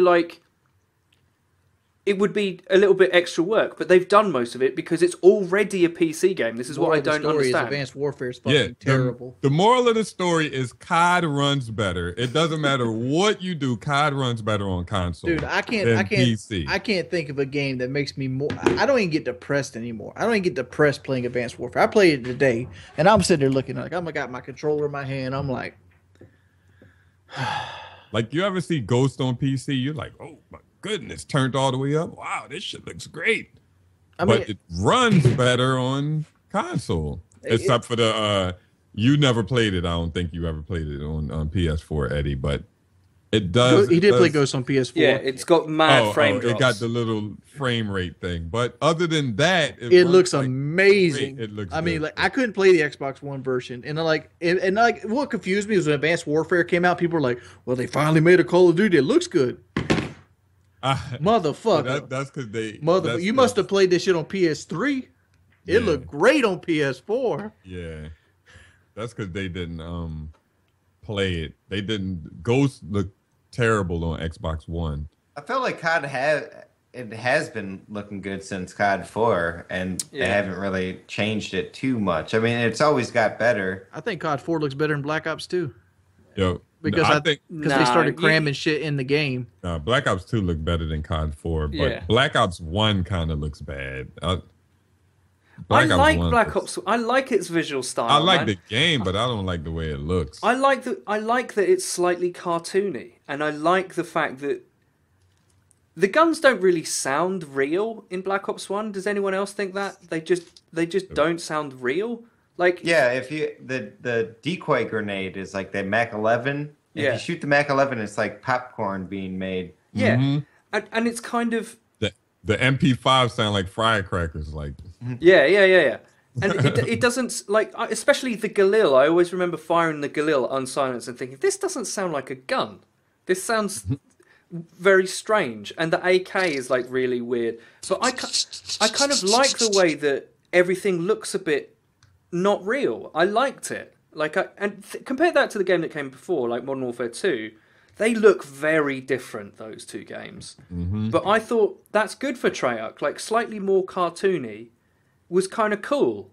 And I liked that setting. I didn't like how Black Ops 2 looked. I didn't like the menus. I thought the graphic design was horrific. This is Maps funny. were fucking terrible. The menus, the music, everything about it. I was like, you've lost that Black Ops 1 charm. That game was cool. The fucking voice acting in Black Ops 2 was the worst Oh yeah. voice acting ever. Ever. Are you talking the multiplayer voice acting?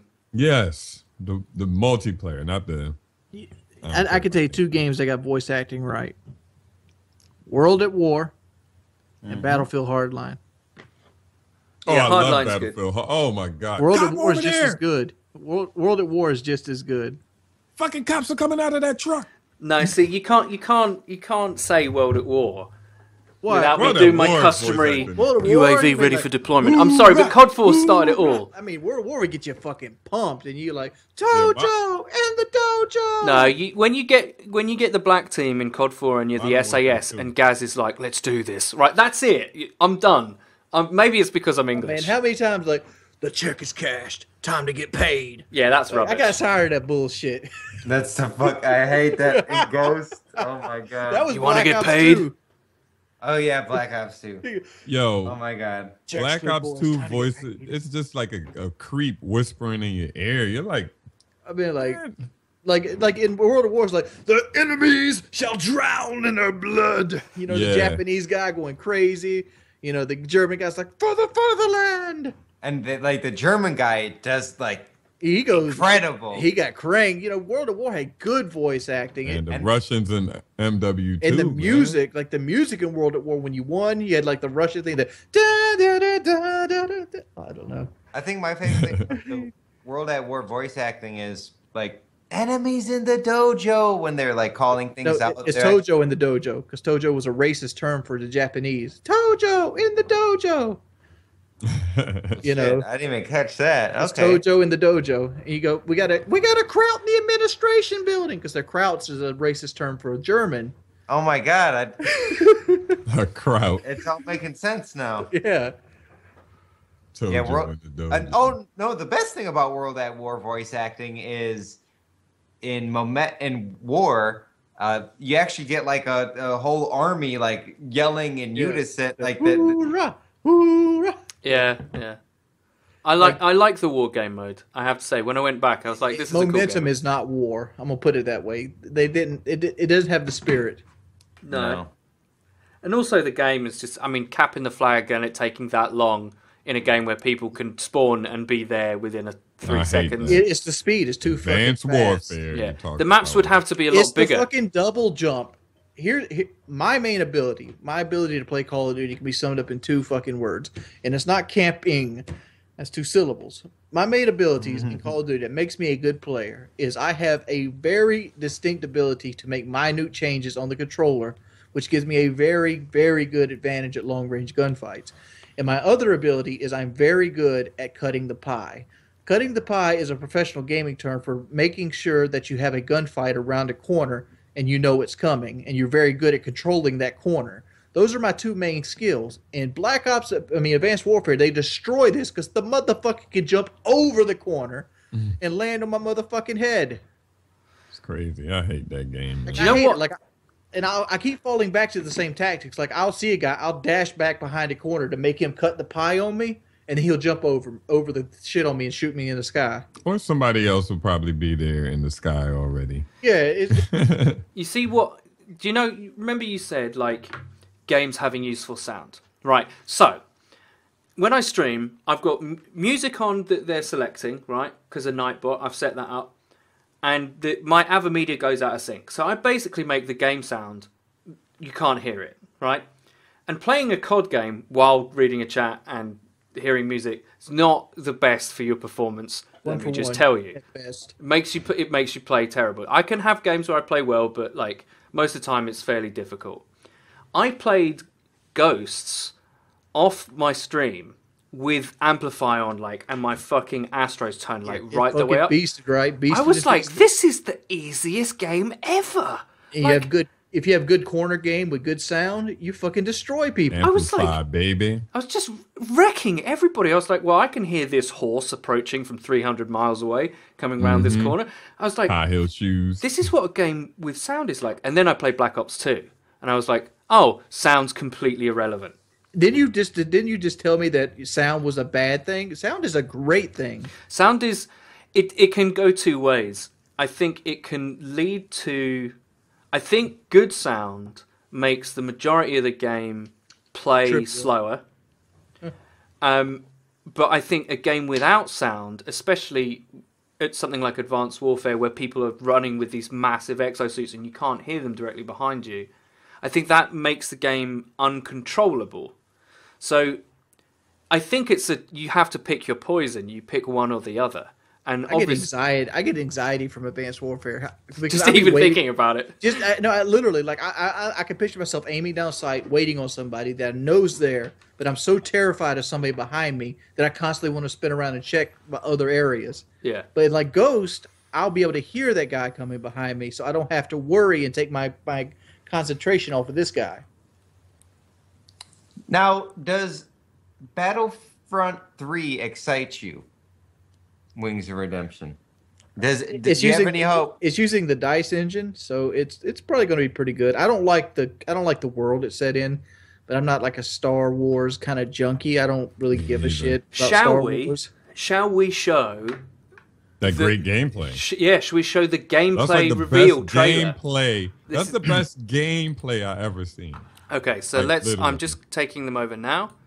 Right, guys, this is the Star Wars Battlefront 3 gameplay trailer. I can't play you sound because, strikes and shit. But this is gameplay. A DICE game. Wow, this looks amazing, guys, doesn't it? Game engine footage. Is this PS4 footage? Yes. It says it's PS4 footage. I think Xbox actually had to upload this trailer because they didn't get a copy.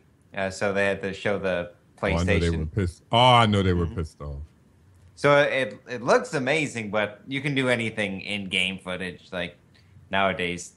Wow, this gameplay looks great. So where am I though? Like, if this is gameplay, where am I? You're actually recording this all? It's I got a camera or something. A fucking what's that shit called? GoPro. You got Google glasses. That booster jet looked like he double jumped. I don't know if that is actual gameplay and they did like some kind of machinima thing to make that happen, but he did have a nice double jump. I would say it's more like a Destiny jump than it was an Advanced Warfare jump. Yeah, it looked like you hold your finger on the button. It looked like it like hovered and then it looked now like... it would be cool because I know that guy who double jumped. The guy who double jumps, I can tell you how that's going to work. That's going to be an item that depletes. It's you jump up and you shoot it off, and then it's done with. No, so like there are separate how it's supposed to be, or right? Like a separate race. Like what if that's a different class and like only these people can double jump, but they're weaker. They have less armor. I think. Okay, so we just saw inside an X-wing, first person perspective. That's the only thing that I would consider close to gameplay in this whole thing. Sorry to cut you off. In the jet, right? You were saying something? Yeah, I'd like to point out this. One of the games that did this kind of machinima-like trailer gameplay was Colonial Marines by Gearbox. And it turned out terrible. Well, I think Gearbox? you guys... Gearbox does the Borderlands series. Oh, okay. You guys are kind of harping that they said that this was gameplay. This just looks like a trailer to me. But it's dubbed the gameplay trailer. Yeah, and this they're just being a title whore. They're just trying to get some more views. Like, so devs are doing it now. Yeah, man. Even devs are doing it. Yeah. We influence. See, I was excited, right? Let me come at this way. I'm going to be one of these haters, right? I'm going to come at it this way. I was excited to watch Star Wars Battlefront gameplay. I was really fucking excited to see what the game actually looked like, what the perspective was going to be, how infantry and the vehicles would work, and how these... Because Darth Vader's in that trailer, right? there are hero characters that I think are basically like kill streaks, essentially. So I don't know if you're going to be able to have like 5 Darth Vaders like running around fucking lightsabering everyone. But I was like, so a Battlefield game with vehicles and Star Wars and jet bikes, and if I get a kill streak, I get to be Darth Vader and using the Force and shit. This is going to be fucking mad, dude. This is going to be amazing. Oh, and this is the gameplay trailer? But there's no gameplay. This is just... Is Heroes confirmed? Yeah, hero characters are confirmed, yeah. Because I was looking at that thinking like maybe Jedi was a class and maybe like Ewok was another class like White Boy insinuated because Ewok had this missile launcher. Thinking. No, there's hero characters, I think. I think they're like rewards or... They might do them as like on-map pickups or whatever. Or say like if there's a rush game mode like you on the last objective or if you set off an MCOM Like or how whatever. would Darth Vader work though? Like He'd be basically... I think you would have things like... Well, he'd be immune, like he'd be immune to like fire and shit. Like he'd be able like to deflect. I've always shit. had this qualm with like the Force and Jedi's and shit because they use these shitty ass laser weapons that they use the lightsaber to deflect. Like, vroom, vroom, vroom, vroom. Give that motherfucker with like an MP40 with like a dual mag. I'm sure I could fuck Darth Vader up. Yeah, but he can just stop bullets, dude. They can't. Jedi's can't stop bullets. Yeah, they can. It's not Neo. No, they can. They can't stop bullets. Dude, they can That's the pull Matrix. fucking... In one of the games, someone brings down a Star Destroyer out of space. Well, just that- with his Yoda, mind.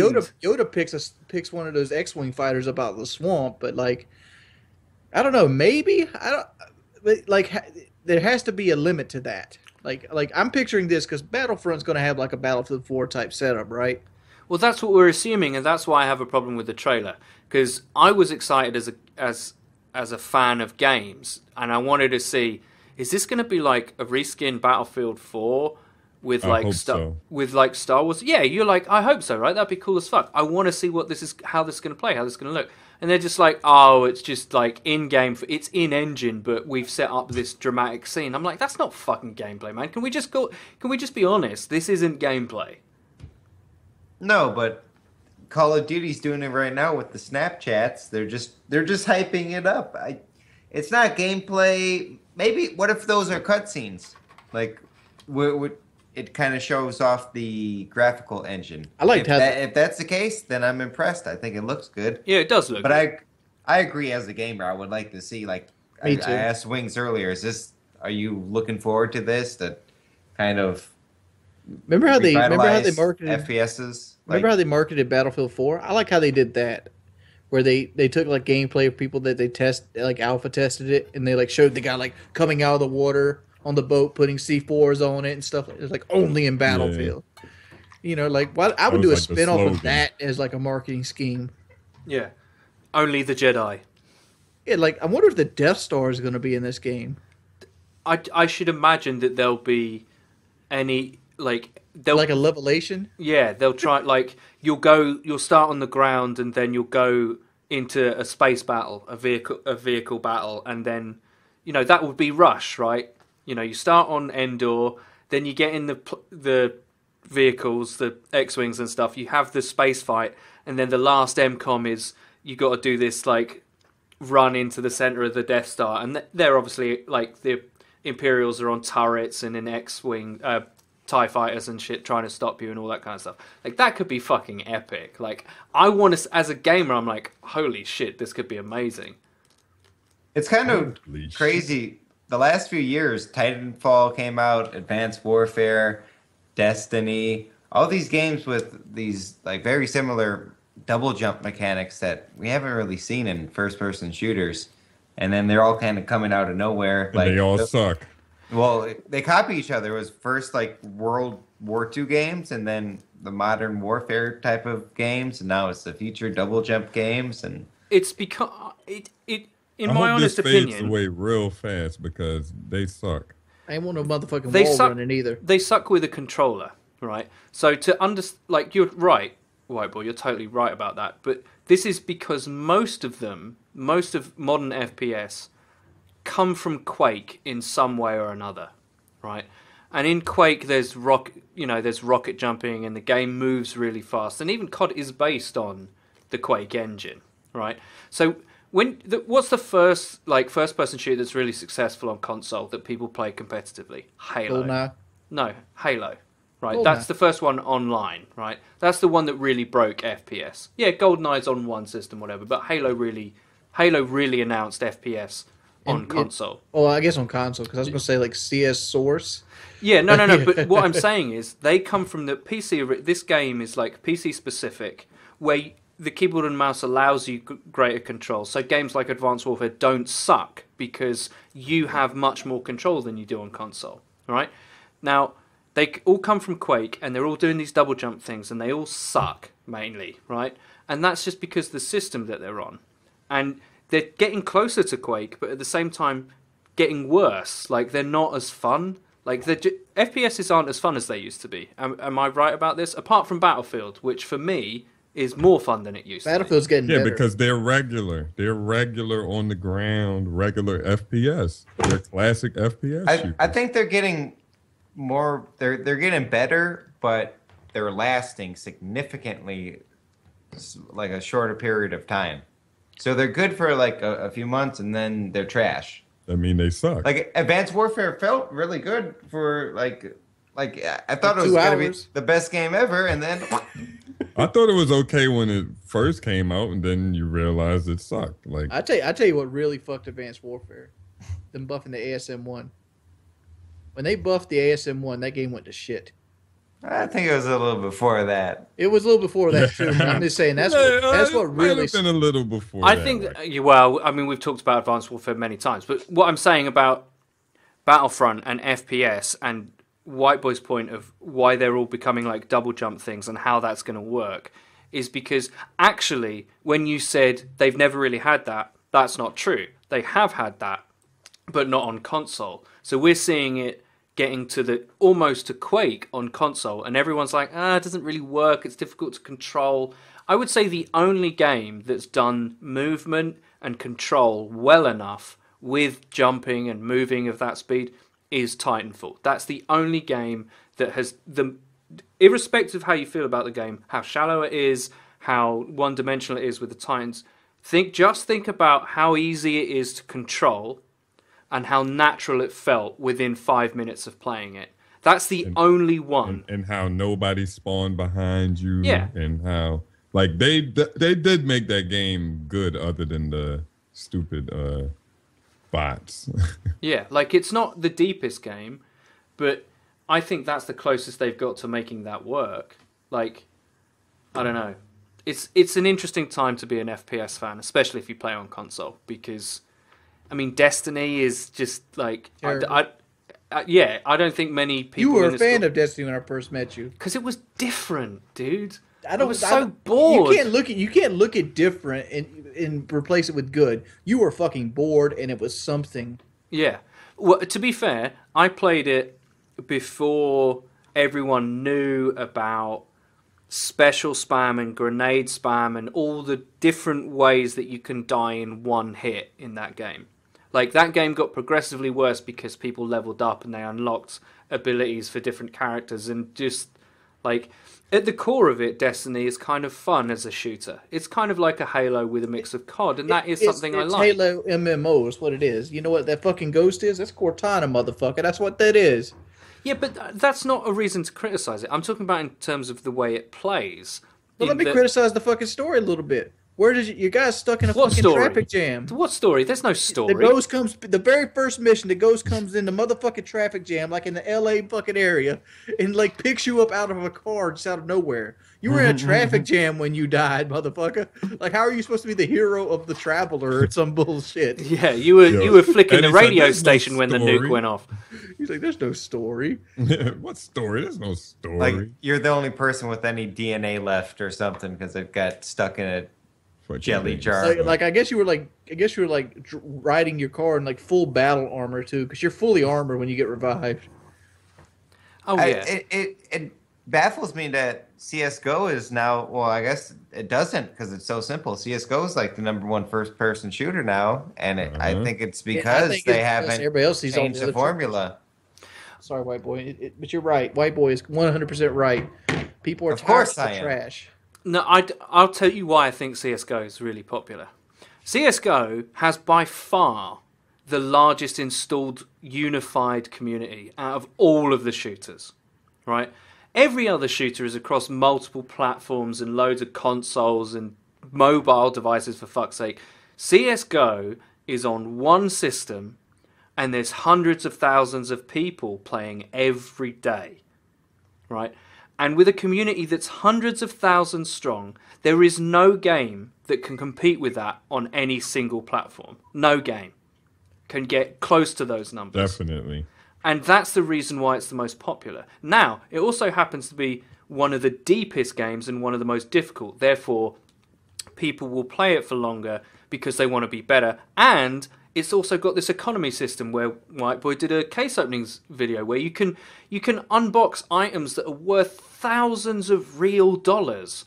And there's a whole betting economy where you can bet your skins through a website against other people and their skins on pro scrims that are being streamed on Twitch that you don't have to pay for or watch adverts or all this kind of stuff, which totally shits on MLG's model for COD. But that's the reason why it's so popular, because there's so many players, it's so easy to access, and there's stuff in the game that keeps people wanting it. Like, if you unbox a knife that's worth 300 quid, you don't want them to release the new game this year. You don't want CSGO 2. Like, you're like, so no, you're, they can you're hold it essentially off. saying CSGO is the Rolex of FPS shooters. The reason Rolexes hold their value is they don't change much. Listen, do you think, yeah, that's true too, Wings. Do you think COD 4 would, because that was a good quote unquote pro, Pro mod, yeah. Do you think COD 4, if they just stopped making COD every 4 months and they just had COD 4 and kept updating it, do you think, I know it wouldn't compete with Counter-Strike, because that's just like a world globally famous game. Like, you can't compete with that. I think COD 4 wouldn't have done it because Call of Duty wasn't Call of Duty just yet.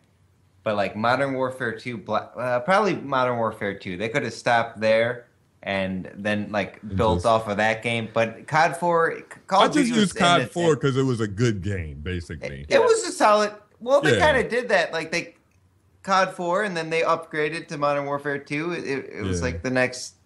Here's the thing. Leap, and we haven't had a leap in Call of Duty. I've always compared. There was like Call of Duty, COD 2 and 1 and COD 3. Then there was a huge leap to Call of Duty 4, and then I grouped World at War in that same group because they're very similar. And then there was another huge leap from COD 4 to Modern Warfare 2 in terms of the customizable kill streaks and the create a class combination. And then I feel since like Modern Warfare 2, we haven't got that leap again. There hasn't been a lot added. Like Black Ops 2, I felt like it almost was. Like there's a lot of little things added to Black Ops 2. Yeah, Black Ops 2 is a good pro. Like Black Ops 2 pushed the series forward and they added some cool things to it, but it wasn't a huge leap like we had from COD 4 to Modern Warfare 2. Yeah, I think COD's a victim of its own success to a certain extent, because the reason why it's popular is because it's not CSGO. And I'll clarify what I mean by that. The reason it's popular is because it's easy to get one kill, but very difficult to get many in a row, right? So people will play it. When they played the old games, especially COD 4, there's all these different guns and all this variation which they can tinker with and try and work out their favourite setup and all this kind of stuff. And they can get, if I get 3 kills in a row, I get a UAV, and I get an airstrike, and I get a chopper, and all this kind of stuff. And that was the first time that happened. And CSGO's not like that. No other shooter is like that. No other shooter can an 11-year-old just pick up with a pad, plug a game in, and probably use a sniper rifle, let's be honest. Like pick up a sniper and get 1 kill and be excited by that thrill. The numbers come up on the screen, 100 points, or back in the day, 10. The reason why COD was successful was because it was easy, but to be really good at took skill. And I feel as they've gone on in the series, they've added stuff into this pot and this formula. It's kind of taken away from that, where they're like, now you need, there's a pick 10 system for your perks, and you only get this, and there's many different attachments, and they've added so much into it that people were just left with, let's be honest, within 8 hours of Advanced Warfare coming out, people knew the BAL was overpowered within a very short space of time, right? True. But when we played COD 4, like, you knew the MP5 was pretty good, you knew the M16 was pretty good, but there's all these different guns that you tried and all this kind of stuff. And the games, because they're not made for that 11-year-old kid anymore, they're made to be esports and competitive, and well, there's one AR and one SMG, and that's good for esports in 4v4. The reason why the ASM1 was nerfed was for esports, essentially. It's like, we need different roles. It's not made for the same audience anymore. It's made for MLG kids, and that's killed the game, because people were into it because it was fucking fun. And now it's a sport. And the different creative class combinations, they need to bring that back. Like, I watched competitive League of Legends. There's like 43 different champions that you can pick, and you can combine them so many different ways. And I would love to see Call of Duty 4 like pro mod rules applied to like Advanced Warfare competitive, where one person per team has a sniper rifle, one or two have an AR, one has to run a shotgun. Stuff like that, and maybe have 5 players and only do search and destroy. Something. Yeah, something. To change it up. I agree with you. I think having to have... Some people argue against like forced variancy, but I'm kind of like, no. Actually, if you had someone who had to use a sniper in search, right, you wouldn't get 4 BALs versus 4 BALs. Or 4... you wouldn't get that. I do like that. Like, and that would kind of justify, the roster changes after every tournament. Well, Nade Shot, we got to have 2 ARs, and Nade Shot runs SMG. We got to trade him or whatever to some so-and-so team. Like, they leave teams after every tournament. It's sickening. The team name doesn't matter. Yeah, like, it's sickening. It's like they might as well say Group 1, Group 2, Group 3. Yeah. Like if they playing with us, and then Optic be like, "Yo, dog, we need you." They'll leave you in a heartbeat. Just man. like Bashiver's girlfriend. Oh yeah. She like a yeah. If Optic come calling, but I don't blame those guys. Like, whatever. It's Optic. Do you know what I mean? If you join Optic, it's like joining FaZe as a sniper. Your follows and subs just multiply instantly by orders of magnitude you haven't even dreamt of. Yeah, Hex tweeted a picture of him watching the podcast show. Shout out to Optic Hex. Thank you, sir. You tweet like #greenwall as an Optic, like that's what you got behind you. Yeah, I got the green wall, baby. No, you're like a new Optic player. You're like #greenwall, and then bam, 10,000 retweets. It's crazy. And it like Optic has a huge community for competitive COD, and and it's special. Like I've seen other like competitive esports teams, and they have a good fan base. I haven't seen anything like the green wall, but COD competitive so bad. It was only good in Black Ops 2. Like Black Ops 1 and Black Ops 2, and everything else has been terrible. Black Ops 2 competitive was good. Like, I will say, I watched those games. It was. I watched those games. I love watching Capture Flag Black Ops 2. That was my shit. Yeah, that was hype as fuck. I like I preferred it when the FAL was in the game. I have to be honest. I like Hardpoint. Yeah, but like, oh my god, I have no fucking. I'm trying not to talk because all I want to do is say Advanced Warfare sucks, and that's like the end of my commentary. That's all I can think not about. Hardpoint. Is that in Advanced Warfare? It is in Advanced Warfare. Not Advanced Warfare is Hardpoint. I'm talking about Black Ops 2. Yeah, Hardpoint was cool. If I you, like if, anything right, okay, in so say, right, let's pose this question, this hypothetical. If you're the developer, say Activision is like, there's three... I'm lying. I like the basketball. Maybe because I'm black, I do like the basketball Blitzball. game in Advanced Not Warfare. Blitzball, what's the fuck's it called? Blitz. Uplink. Uplink. Uplink. Why do I think it's called Blitz? I don't even play Advanced Warfare. There's Blitzball in Final Fantasy X. What's Blitz? Blitz is a game by mode Midway. like that, I think, from Halo. Is it? No, you run into Blitz like was the goals the and capture you the get flag teleported. guy. Oh, in Ghost. Ghost. Yeah, sorry, I got it wrong. okay. All right. Okay, so this hypothetical. Say Activision come to your game developer studio and they're like, we want you to develop COD esports, and it's a separate game. Like I said that other time, it's a separate game.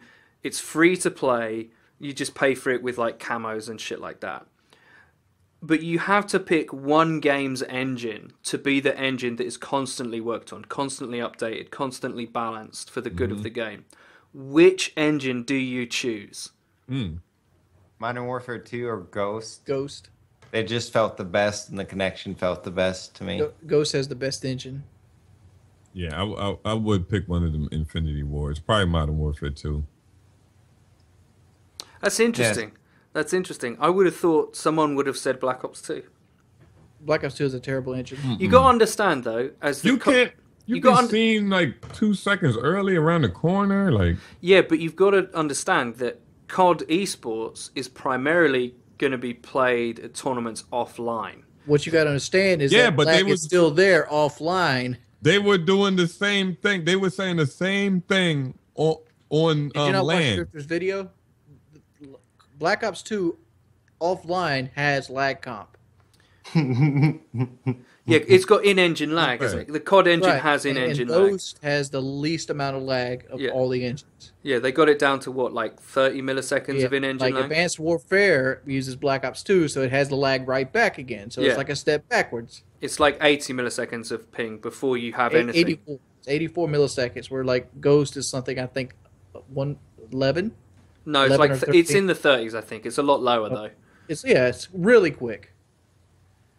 Yeah. So you would take Ghost. That's interesting. So you're taking the best performing engine, not the. I really felt that people were going to go with nostalgia here, but no one did. Everyone was like, Well, no, because you said they're coming to us, and we know that we would make a good game. With that I engine. see, right. I could take the Ghost engine and make a much better game with it.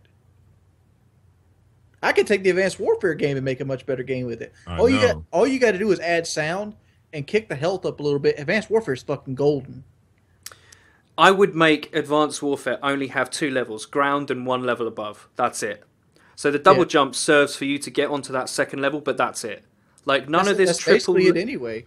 Nah, dude. Like think about Comeback. Like there's stairs down. There's a window in here. There's the roof up here. There's Wow, I this don't bit even here. know the names of these maps. Dude, there's like 3 or 4 levels and windows and shit. That's too much. Just ground and the top of one story buildings. The health, you should have double health. And if you had double health in Advanced Warfare and you didn't die instantly, it'd be even better because then you could actually have air battles.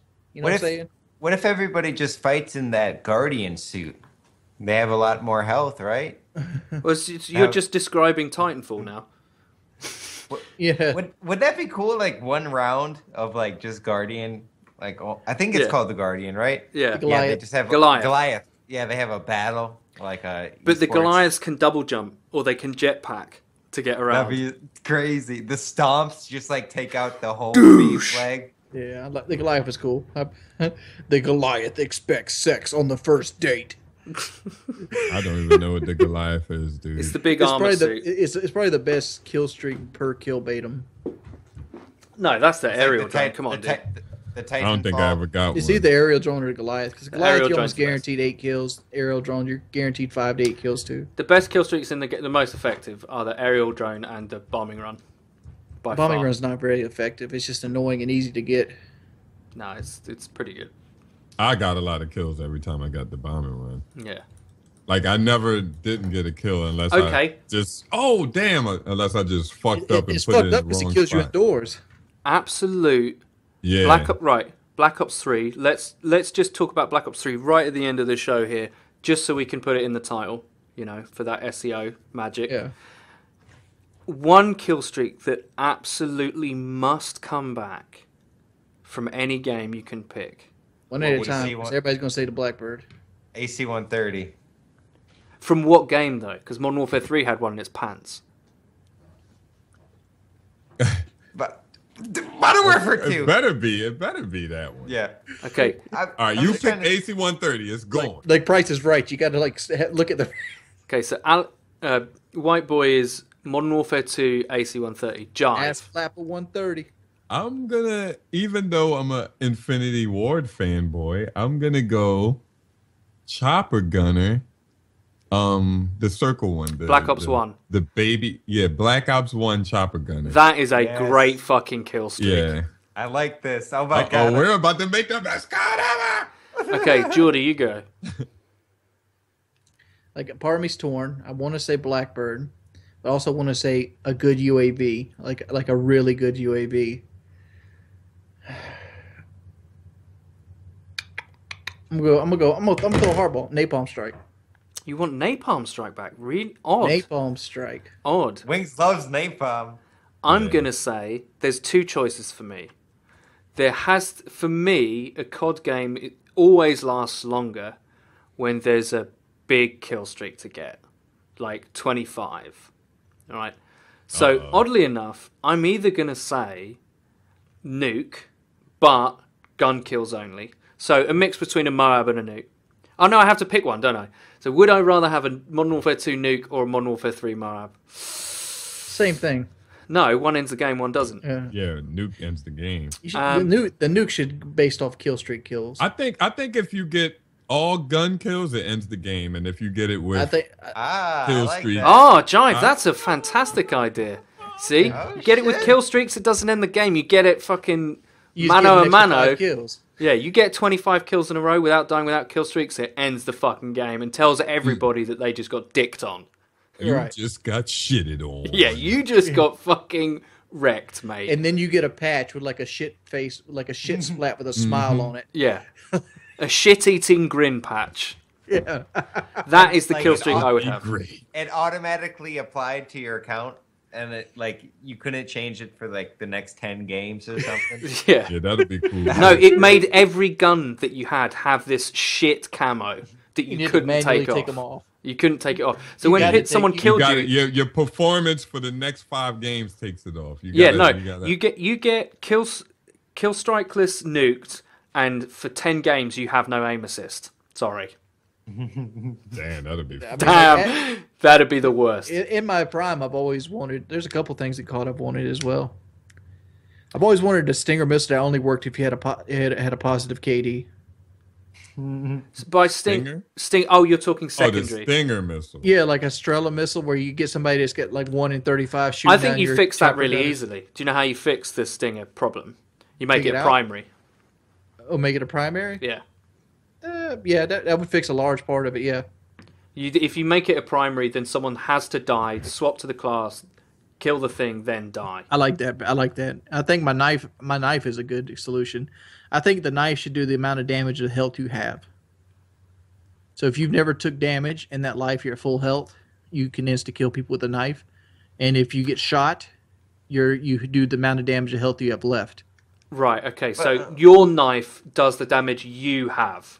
The health you have, yeah. Like if you have 40 health, you do 40 damage with a knife. That'd be weird though, like stabbing people 4 times. No, I'm kind of okay with that. What I'm not okay with is That prevents people from like running through your bullets and stabbing you. yeah. Here's what I think. One knife in the back. I think Battlefield. One knife in the back, backstab. You get something cool in game. You know, like I don't know. I don't like the animation, the assassination. No, it animation. doesn't have to be that long, but like bang, like once in the back is an assassination. your back, you you're get just special dead XP. You because- get like 500 XP for it. Like in Black Ops 2, you got a medal, right? Backstab, you get more XP, okay, than just a normal knife. 2 knives in the front, because I cannot stand being panic knifed by someone who's playing on non-tactical layout and just goes bang. I hate that shit, especially if Yeah. I'm shooting them. Well, the reason I say it should be dictated by health. Like, what if you sneak up on a guy and he turns around at the last second, but you still successfully stealthed up on him? and you get him before he even Same shoots as you. it's the same thing as Battlefield, man. You're going for that prestige kill. You're getting more XP. Yeah. You're going for the high reward. It's higher risk. Tough I luck. think you That should one have time to- he got you. I think Black Ops 2 did it kind of better than all the other CODs, where you had to either take out your knife to have a better knife, or if you just went to like gun to knife, it was like you were like all over the place and you were missing. Either I like, what if you don't pull out a knife, you just like hit him with your gun, and that was like two to hit him, or like one in the back of the head, they're dead. Two like just two rifle butts to the face to kill him. Because, like, pulling out, like, you have your two hands on the gun, and just to pull out a knife out of nowhere. Yeah, it seems And stupid, the doesn't it? stabs- I said that in one of my videos. If you actually pull the knife out, you got a secondary, you got a primary, you got a secondary, and a knife. You pull the knife out, it should be one hit because you're gonna use the knife. If you just run in with your gun and then you panic knife somebody, that should be two hits. Yeah, That's I think what I said in my I think old videos. I think making the stinger a primary is the easiest fix out of any of that. That's so easy.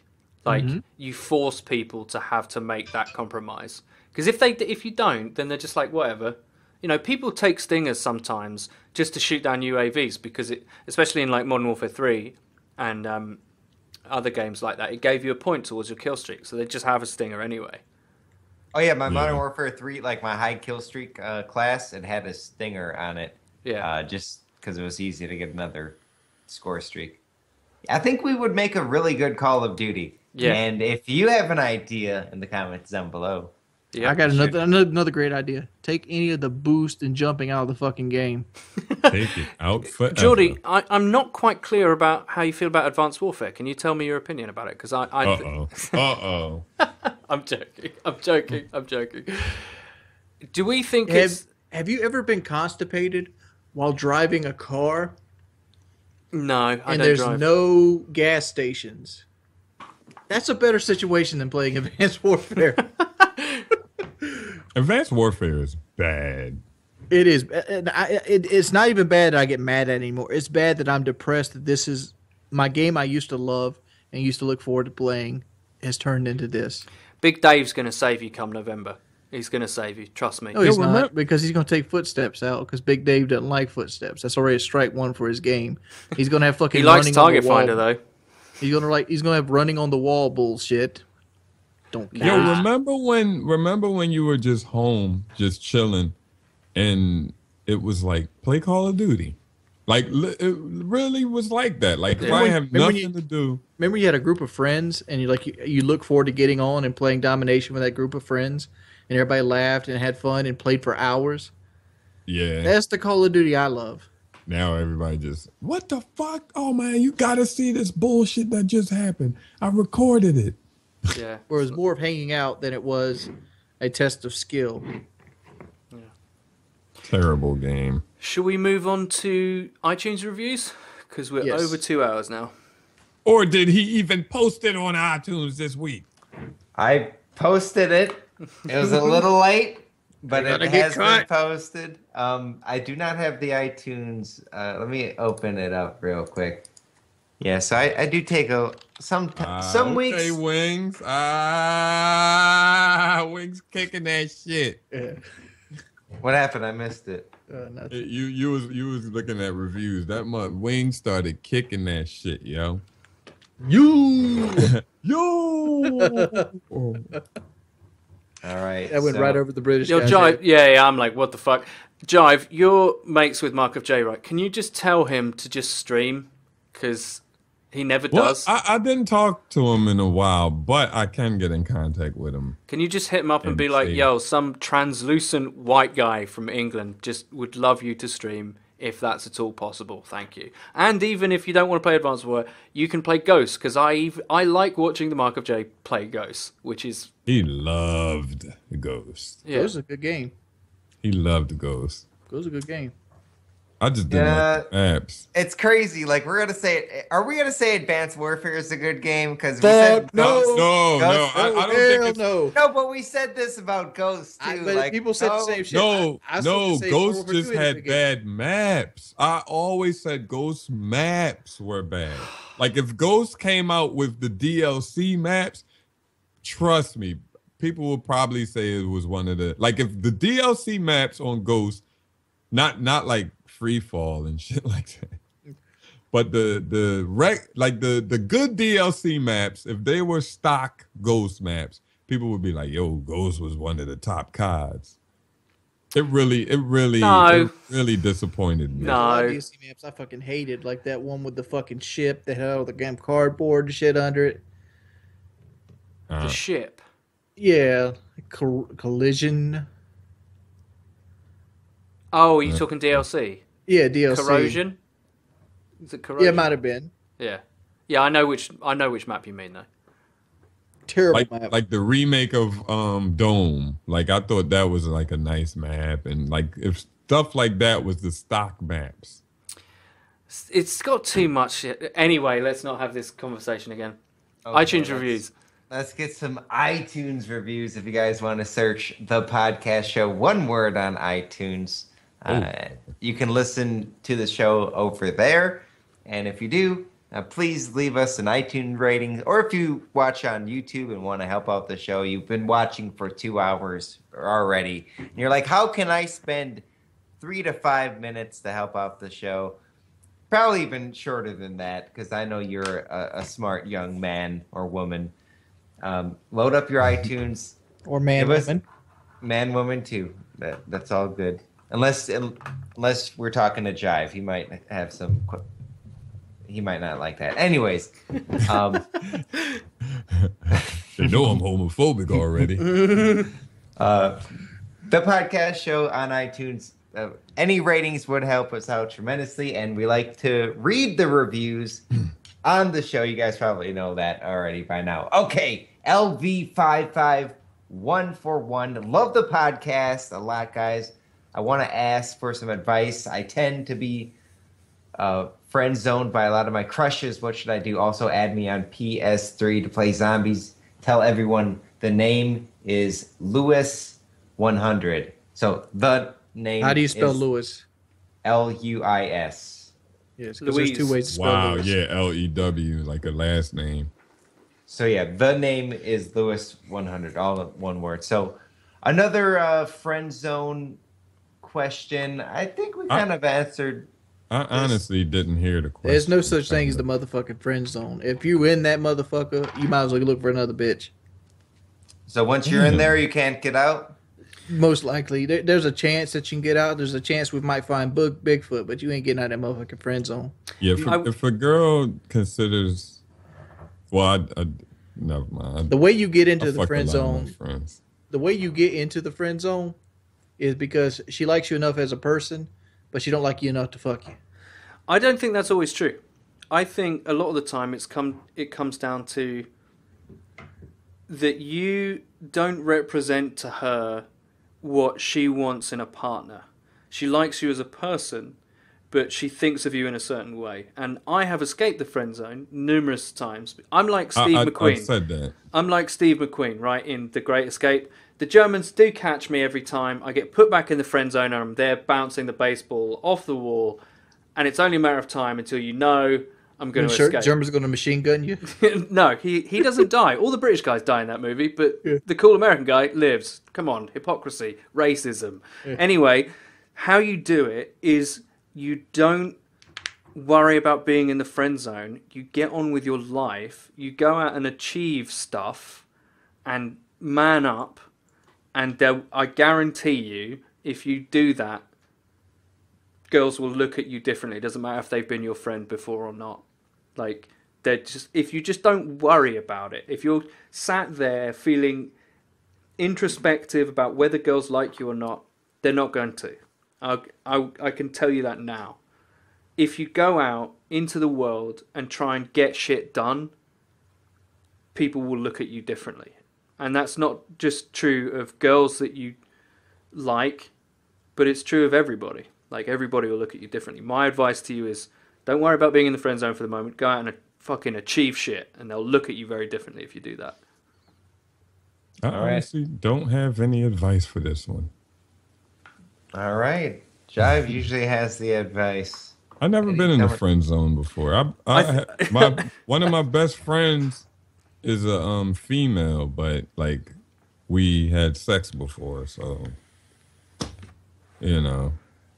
Yep. And then she put you in the friend zone. And she was like, No, we was like friends first. Okay. And then I think the only way that Jive would know what the friend zone was like is if I went there and sent him a fucking postcard. Like, this is what it looks like. Oh, maybe. Okay. All right. Okay, we got Jake's got herpes. No, Jake's got herpes, not herpes. Same thing. That's a big key point. This show makes my uterus explode, and I am a male. From show 11, if you start a Patreon fund to fund a trip to get you guys all together, it would be, as press would say it, biblical. So Prez would say. Yeah, press. Did I say press? Yeah. I've read this. He talked too much about like herpes and uteruses and just kind of overwhelmed me a little bit. Yeah, we've been talking about a Patreon, and I think you guys would enjoy that, to have us all meet up and do something in real life. We'll get it done. Like, we'll get a guest one day. We're probably make a Patreon one day. We kind of talked about trips we would want to do. I think would a fishing kind of trip be? I thought we were going to hunt big gators. I'd rather go fishing first. Yeah, let's just try fishing. I think, right, I want to say this. I don't want to die on our first trip. just as a matter of reference, like, we were talking about this off camera before the show. I think we all on this podcast appreciate the support that we get and you guys wanting us to like meet up and stuff. But I think we have to have in our minds that this is the 12th episode.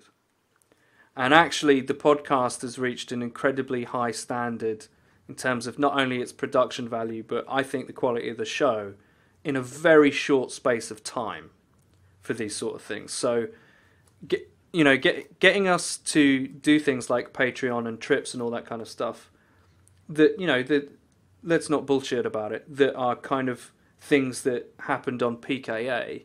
Well, PKA is hundreds of episodes in, and they've got all the infrastructure there to do that kind of stuff. We will get there, but it's still incredibly early.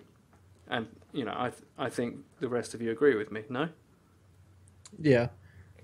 I think I said this before. If you're going to compare us to PKA, compare podcast episode 12 to PKA 12, not PKA 225. When they're already established and shit. Yeah, that's a good point. But it is exciting to think of the future, and yeah, it is. We're trying to get something set up for you guys and do some planning and stuff like that. But for now, I think let's just keep on doing shows and having fun each and every week. And one of my main concerns with Patreon is I don't want it to make the show fall apart. Like, I want it to come and be a great thing, something that people look forward to, something that people want to be a part of, not something that people look at and be like, "Oh, look at that! You guys are getting paid to talk." It's like, I doubt that they would think that about this podcast. There's always somebody. Always somebody. Yeah, but you can't. I mean, who's gonna watch this for 2 hours? Like, what are they doing? People do, man. People do. People listen to it a lot. I get this. People coming to me, obviously, like I said, I get loads of people coming to my channel, seeing you from the podcast show, all that kind of stuff. A lot of people listen to it like, some people listen to it while working out, some people listen to it while going to work, all that kind of stuff. You'd be surprised. Like, people are fans of this show, and that's great. And I didn't mean to say when I said, like, oh, we're only 12 episodes in. I mean that stuff is coming, and we're working on it. Like, I didn't mean like, I didn't mean to just like put the audience off or anything. We are working on it. We are doing. We want to try to get a guest before we go to the let's next. get a guest like, on. listen, guys. We were saying people wanted to guess at episode 10. We were saying we gotta at least get 10 episodes under our belt before we get a guest. Not episode 10. That's what we meant by that. Yeah. Maybe episode 25 for Patreon. I think that's a good milestone. Yeah. This is episode 12. That's 3 months. That's a quarter of a year. I know. Already. To me, it does feel like it's gone like that. Like it. Me too. Definitely. That's Time great. flies when you're having fun. Yeah, it doesn't feel like work at all. Like it really doesn't. It's been 12 episodes and 14 cop killings. So that's Fuck me, Jesus. Damn. That's good math right there, white boy. I didn't even know that. okay. Let's I think this is the milestone. This is the first episode we didn't talk about cops killing somebody. I know, right? That's true. And we tuned out. It was a cop chase, remember? Yeah, but those That's people what were we were white. watching. Those people survived, most likely. Oh yeah, they survived. They were white. Oh yeah, they are. They good. Should we do one more and then bounce? They probably having a pizza right now. Yeah, let's do one more. I want to get some food in me. I've been hungry for a while. Jers Zero. Love the show. My favorite podcast. Thanks, guys, for keeping me happy every week. Bola Bear or Vagar is best. Those are League of Legends champions. I like Bola Bear. Keep the show going. Waiting to be the first to do selfish promotion. Nerding out on YouTube. God damn it. He got me to say his YouTube channel. Sweet GTA 5. Oh no, he's just making me read his fucking. God damn it. Well He played. got you. Okay, nerding out on YouTube for sweet GTA 5 PC and Mortal Kombat gameplay. My question is, what microphone do you use? I just changed my microphone. Actually, at the beginning of the show, because mine was messing up. It's called a Samsung, not Samsung, like Samson. the one the one. It's Sam SON, a C01U, I believe is the number, make and model. I've always wondered, like, why people use different mics like that. What Like do you mean? everybody has like a different microphone. Like I got the Blue Yeti here, but I feel like I have like the kindergarten coloring microphone for like professional audio.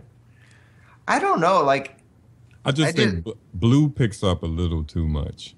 Yeah. Blue Yeah. picks up your fan. If you go pour water back there, it'll pick it up. Mm-hmm. Blue picks up the. Yeah, but like, is it worth $200 to like extra to not have that? Well, If you're making money, yeah. yeah. So I use a Rode Podcaster, right? And this is what's called a condenser microphone. It's a really good microphone, but condenser mics, they're directional, so it's only picking up in a field that I set. But it picks up the reflections of my voice in the room a little too much for my comfort. Now, if you are looking to get a microphone for commentary, the most important, I would recommend getting what's called a dynamic microphone. And they pick up, they're much tighter on what they pick up in their field. And the reason why Jai's saying the Blue Yeti picks up a bit too much is because it's a condenser. It's also a condenser microphone. Jai, what mic have you got? Is it a dynamic mic? I just noticed that I was speaking backwards into this mic all this whole podcast. This is a multi-directional. This one only goes one direction right here. Yeah. This one, so I did have it set to like both sides. Luckily, this is a Behringer microphone, and it's good for, like, I do music and all that other stuff. So, it's nice to have a nice clear mic. This is a pretty good mic. It's a MXL V93M, but I think Wings brought this up before. These I don't know if that Rode does. I'm sure it does. It takes phantom power. Yeah, I hate phantom power mics. Oh my lord. Yeah, mine they're is powered by very the good. USB bus. Yeah, it's phantom powered. Yeah, they're very good wings. No, hold up. USB bus ain't phantom power. I actually No, have a no, no, no, phantom no. power amp. No, some USB you might get lucky and Any find one mic that is that has powered by something phantom else other power. than a preamp is technically phantom power. And I got a microphone. Yeah, you might have bought a separate preamp, phantom powered, whatever. It's the only way it would hook up. You hook it up through the phantom power amp, and then you hook it up to the Yeah. computer through the phantom power amp, and then even then it's only one channel. All right, this right here. I hope the cord is long enough. I'd have to go in my closet to get it, but like This guy right here is. If you read under there, it says phantom power. Yeah, I have something just like it's that, but USB. It's USB. Yeah, but the mic connector is an XLR. So yeah, Yeah, that's how Yeah. it's supposed to be. And when I use that microphone, that's USB. it only comes in on one channel, either left mine's or right just audio. USB. Just Oh. USB. His is just like my Blue Yeti. My Blue Yeti literally, move this down a little bit. This is a mini USB, and it goes straight into the computer, into a 3.0 USB port. Yeah, that's what mine does.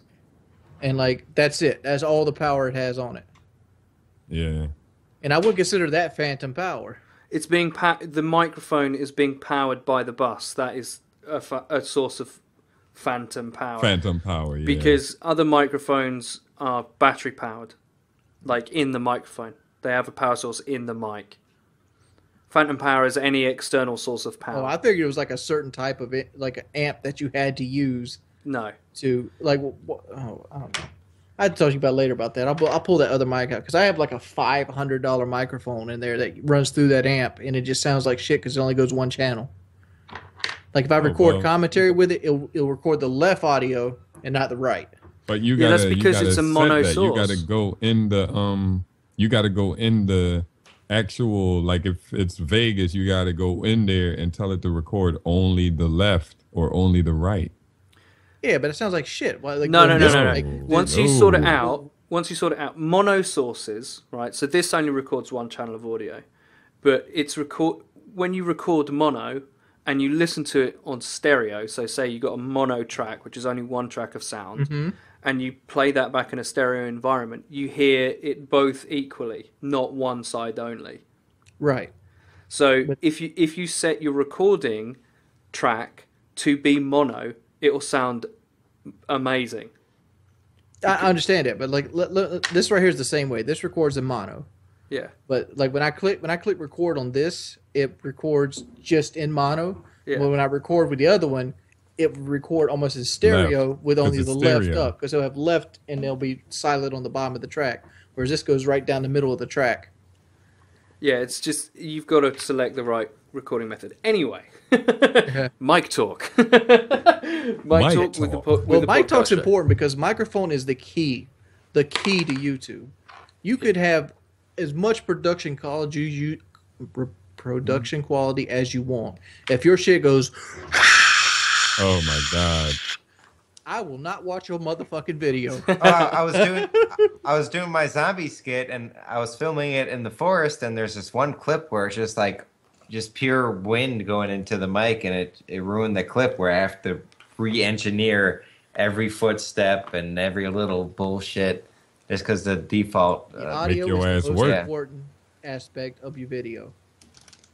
Agreed. Does my mic sound different? No. I So, turned it back around. It's a little less bassy. Yeah, I turned it back around. Shit. I had it the wrong way the whole fucking time. It sounds about the same. You got a little less bass this way.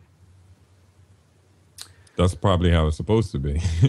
It's like, and like another thing, you notice how Eddie and Jai both has like what are those things called? pop guards. Pop Guards. Like yeah. I used to have one I put on, but I got rid of that thing. They're real important. Well, they like flatten out S's and shit. Say Peter Piper picked pepper in your fucking mic right now. Peter Piper picked a patch of pickled peppers. Yeah. So you're hitting the diaphragm that records the sound, and it's making it distort. So if I do Now, that, if I Peter say Pepper, Peter pepper, Piper picked pepper, peppers. you won't hear it. you don't hear it at all. I don't understand. They're real important. So when you so it's sibilance. So when you use certain words with your mouth, you're projecting air out of your mouth at a certain velocity. Mm-hmm. And if you do that to a microphone diaphragm, think of the diaphragm. It's literally like a sheet, and it just quivers, and that's what records just the sound. hits it. Bam, So bam, if you're hitting that with a very percussive sound, P's and B's and other letters like that are really bad for it. You're hitting it. Did I distort just then? Yeah, it did distort. yeah. But if you speak into one of these, it breaks up your voice. I understand what it does. It breaks the air captures up. the sound waves No, from the voice. actually, what it does is it stops the force of the air making the diaphragm of the mic then it peak breaks the it up. mic. That's what they do. Yeah. So it's a safety guard, basically. I'm wearing a mic condom, is what I'm doing right now. Peter Piper picked a patch of pickled peppers. You would literally have to say it on an angle that isn't into the mic if you want to say P words. You would have to develop what's called mic technique. Anyway. Pee hole. See? Jive. See when white boy just... Do it. Puh. Say it, white boy. Peter Pepper picked the pussy properly. Piper picked a patch of pickled peppers. Yeah, so you've got mic technique. You're further enough away from your mic. Anyway. Get right on top of it. I want to hear the distortion. Peter Pepper picked You the hear it? pussy. Yeah. Yeah, but like... And now watch me. Peter Piper picked pepper pop. But that only gives you on top of it. Like, I almost was certain that if I say it here, Peter Piper picked a patch of pickled peppers. Oh, yeah, definitely. This is where you don't normally talk with a microphone at. But we're right here, though. I'm not always right here. Like, hey, My you mic guys. is right in my But face. we are. Welcome to the quiet storm. That does sound creepy. So on that note, we are going to end episode 12 of the podcast show. So lay your bitch Any final words, white boy? ass music. I'm about to get me a #1 from Wendy's. I want Was some on fries. chicken sandwich, dog. They got a new chicken sandwich? Oh yeah, jalapeno chicken. I'm trying that maybe if they got it. Yeah. Hey, Wendy's, you better holler at us and give us that. You better hook us up some coupons at least, motherfucker. That was like $10,000 worth of PR. Later, Definitely. guys. Peace. Bye.